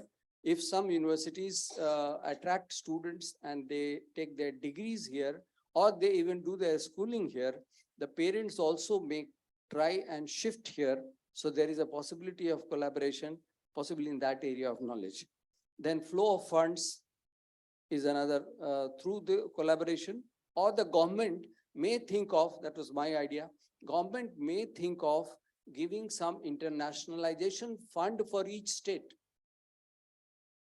So each state can be given some fund for attracting students. So then naturally that those funds can be utilized for building infrastructure and all the issues that we have raised. Then other issues are already covered. There is a need for planning in a very, very big way, organized planning. And of course, there has to be economic satisfaction on both the ends. So economic rationalization is another area. We must link the university with the placements of the foreign students in India. This was the point I had thought it is my point, but she covered it.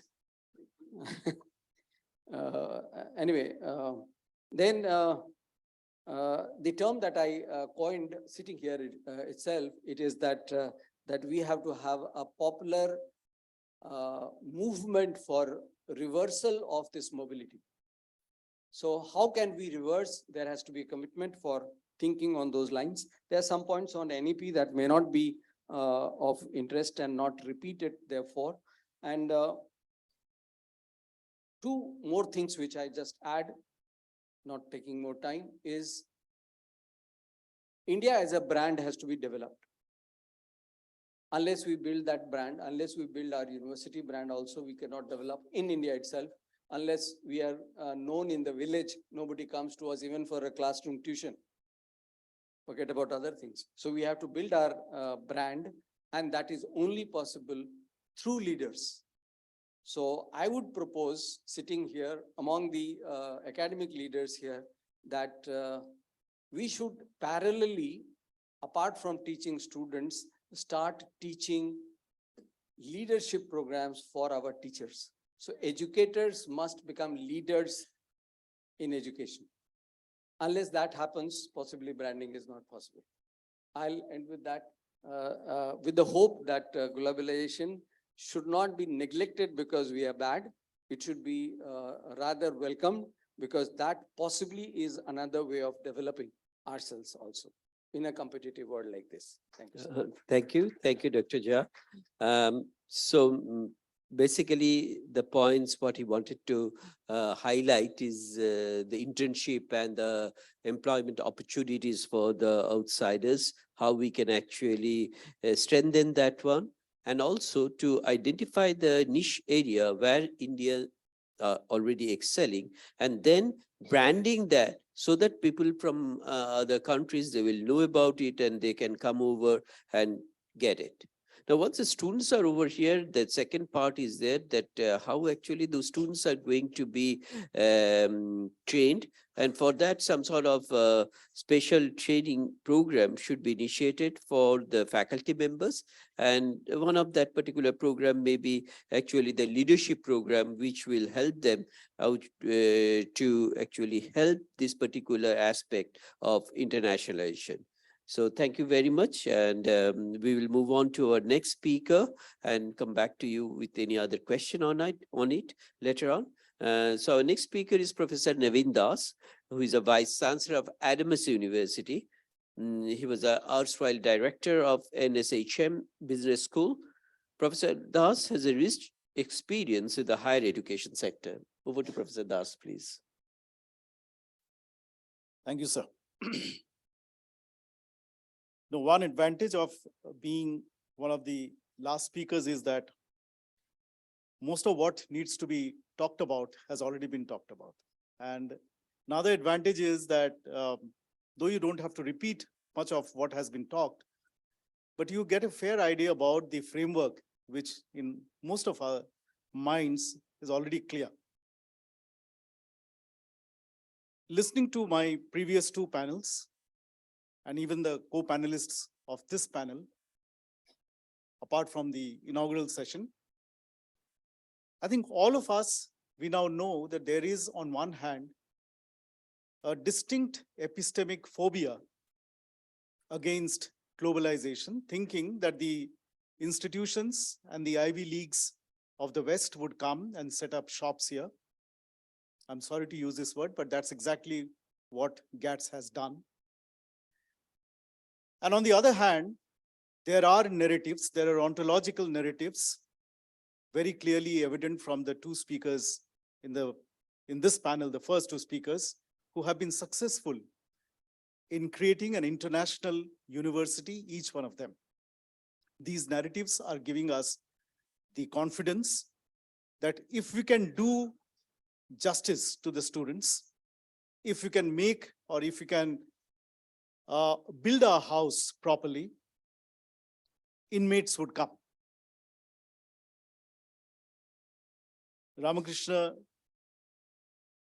Thakur Ramakrishna used to say that if, obviously in Bengali, that if flowers bloom, bees would come automatically. Now, how to bloom those flowers, how to make those flowers bloom in a country like India with its own inherent problems? It's not that with the domestic market, catering to the domestic students, all our problems have been solved. I have been in education for the last 23 years. Before that, I was in corporate. Before that, like all of us here, we have been students, and we have been hearing about these problems of perennial problems of Indian education system almost ad infinitum. The problems are yet to be solved, whether it is funding, whether it is quality of teachers, whether it is post-program opportunities. You call it internship, you call it jobs. And by the way, I'm not just calling job a job, but I'm talking about placing the students appropriately.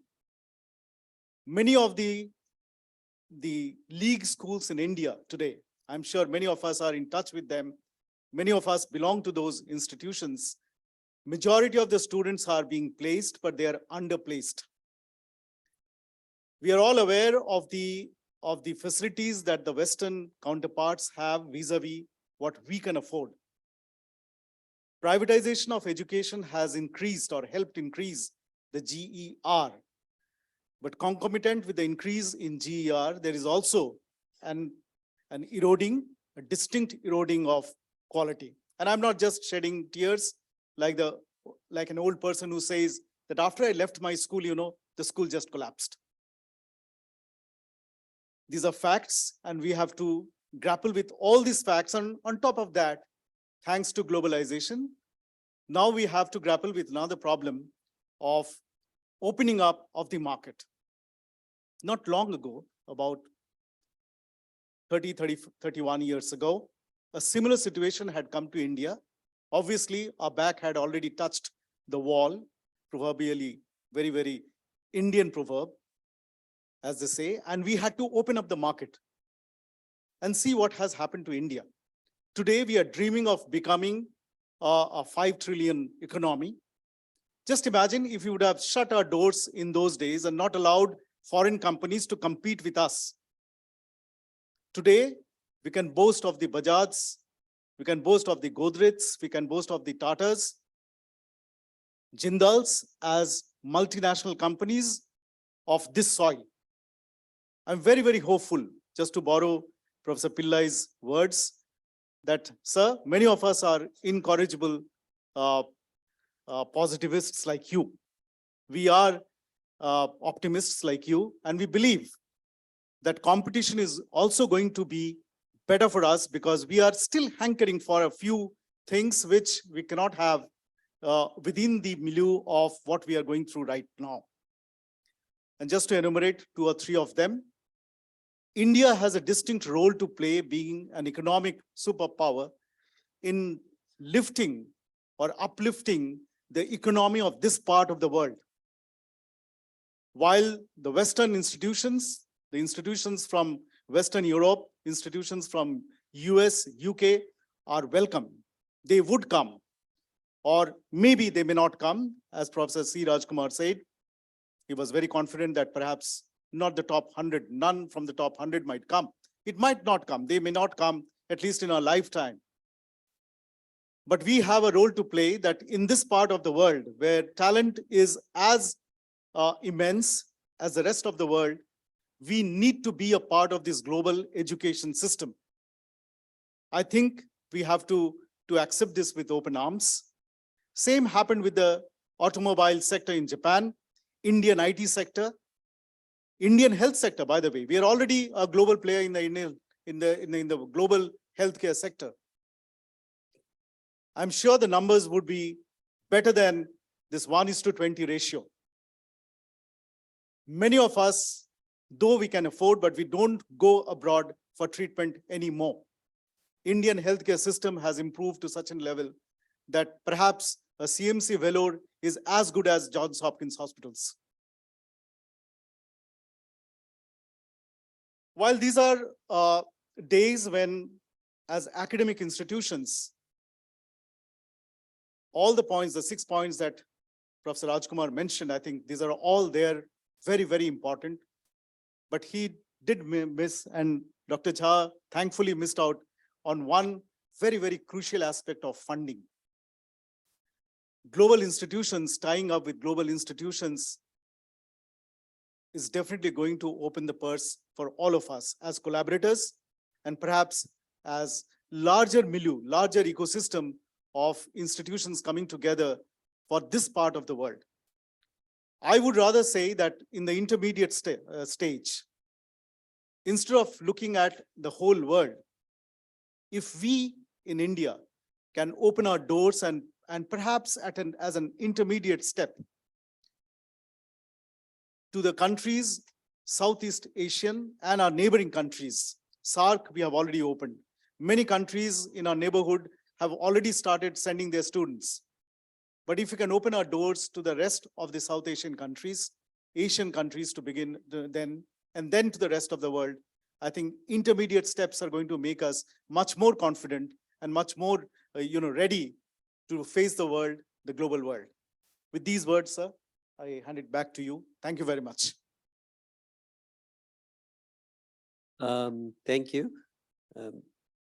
Yes, as you mentioned rightly, that in general, if you look at this epistemic phobia of internationalization is there.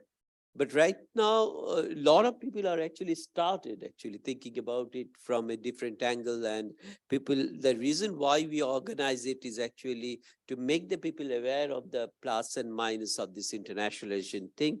And that when we are,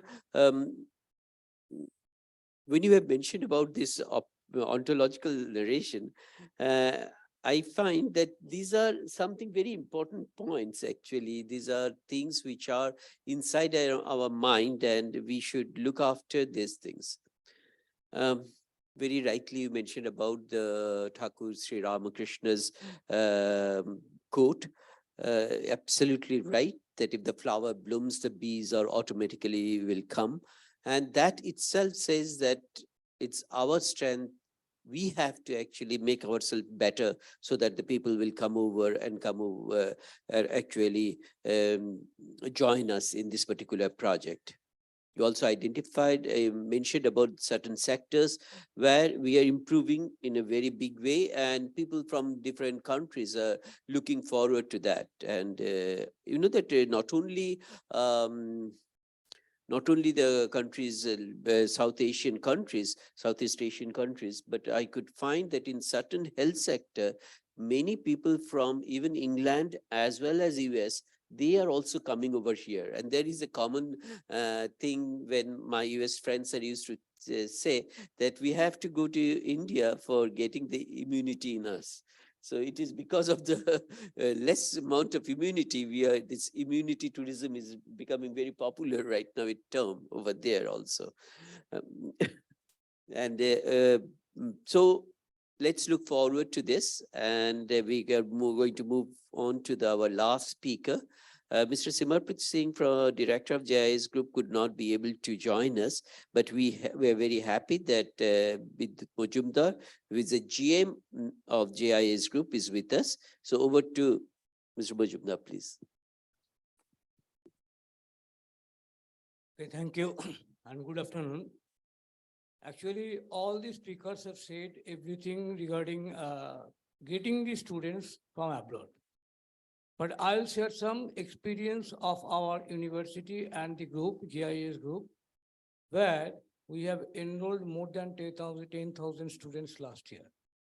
And where we have got more than 300 students from foreign countries. And they have enrolled in the stream of engineering, management, and they couldn't enroll themselves in the stream of education or the medical because it is not allowed in India. They will be either come through NEET, and NEET is not allowed for Indian student. Now I'm heading the international team of my organization, and I know basically the students will come through different channels. Now the students will first let know that where I will go, where will be the career of mine after 4 years. That is a major point they are thinking. So they are going through, they are searching, they are navigating the website thoroughly.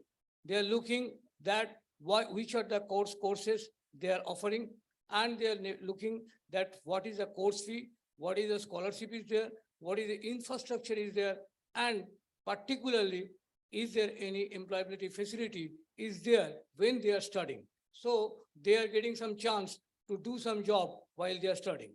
Now, we are getting students basically from our neighboring countries a lot, like Bangladesh, like Nepal. We are getting students from Africa. We are getting students from West Indies. These are the countries we are getting students. But the point is, when we are going to attend the education fair in Dubai, we are seeing that the students are looking for Europe or America, not for India. Because the course fee is very high there, but they don't care because they want to get more career out of them. So point is that you have to focus that if we get good students or good number of students from India, where only 49 students are getting by India and 10 lakh are going out. So first we have to think that how I will establish my brand in the international level. So to establish the brand, you have to move around, you have to execute, you have to send your team, you have to do the seminar, you have to do the convention, and you have to do the workshop even with the foreign student. And it is totally depending on the relationship with the schools and colleges and consultant of the foreign student. Otherwise, they will not come. Otherwise, the brand will not be established in India. So the point is, if we want to establish my brand outside, I have to do a hard work. It is not possible only through discussion. It is possible only through operation. When I am fixing the strategy, I am thinking that, okay, everything I do have, but why the students are not coming? The students are not coming because they are not getting some amusement from my city, which they are looking for. But they are getting the same thing to the Punjab. So they are going to Punjab. So point is that they want freedom and they want to get their full benefit of the freedom. So when they are getting good campus, they're getting good faculty members, they're getting scholarship opportunity, they will come to it. There is no point. And these all together is the ecosystem which we are discussing and the quality which we are calculating.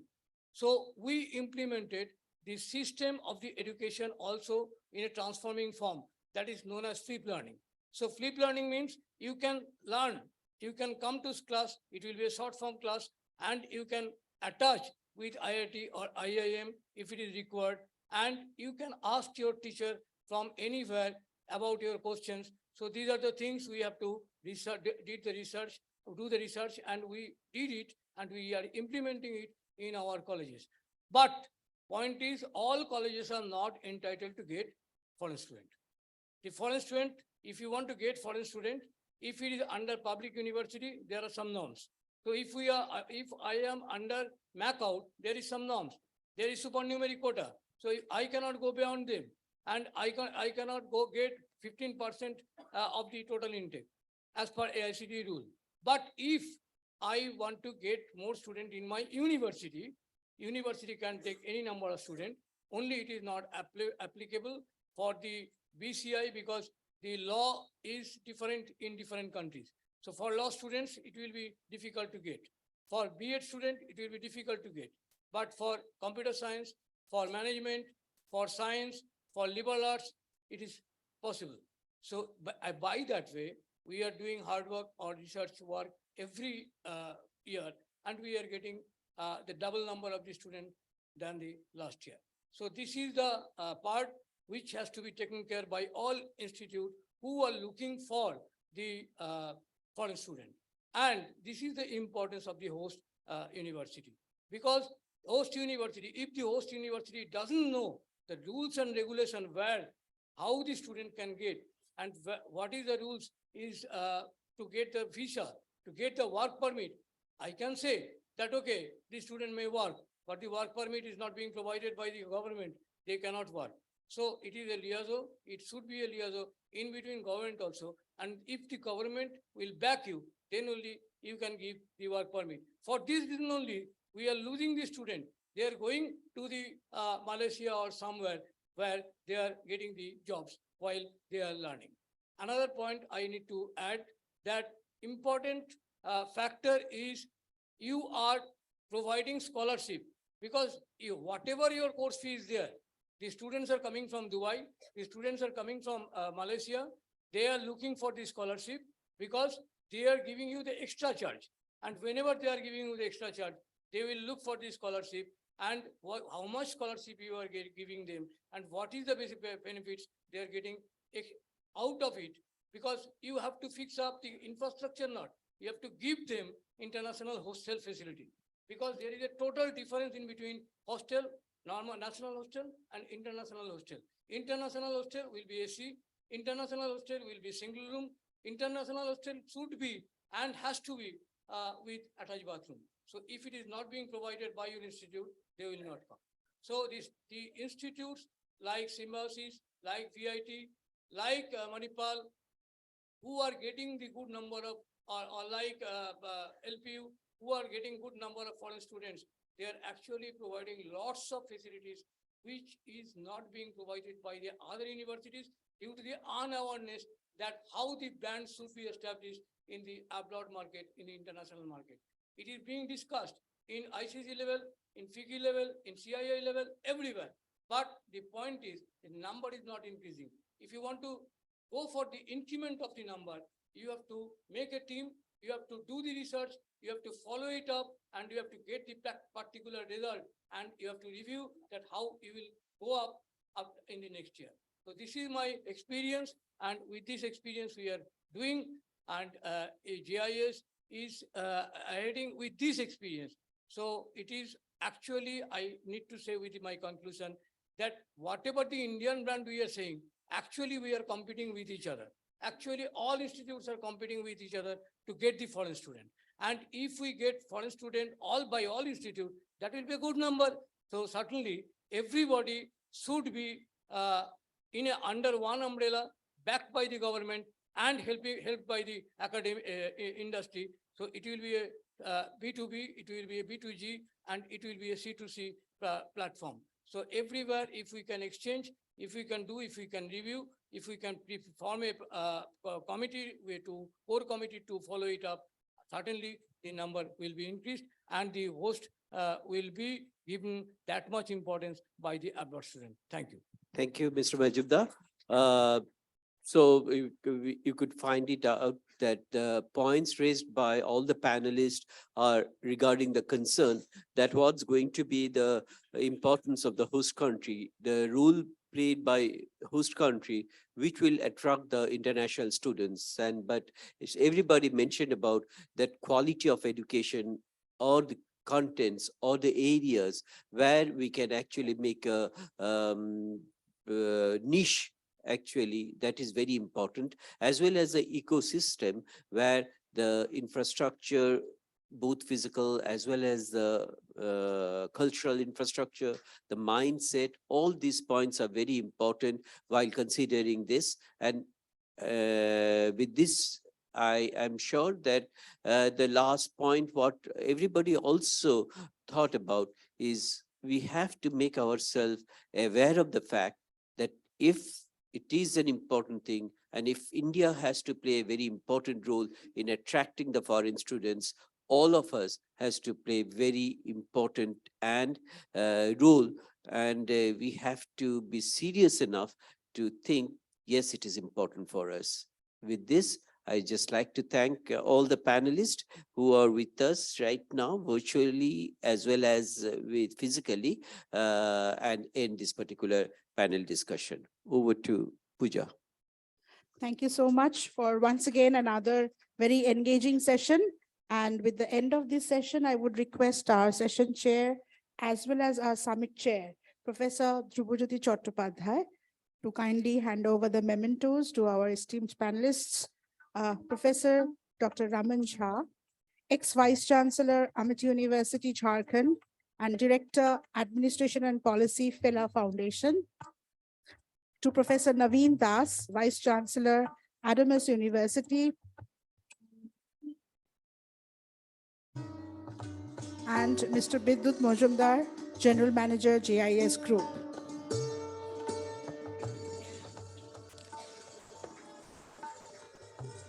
I would request all our panelists to kindly have a group photograph.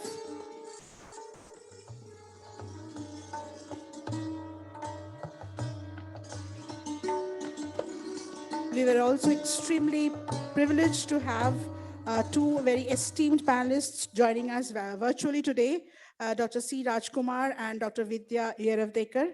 Thank you so much, everyone. Thank you.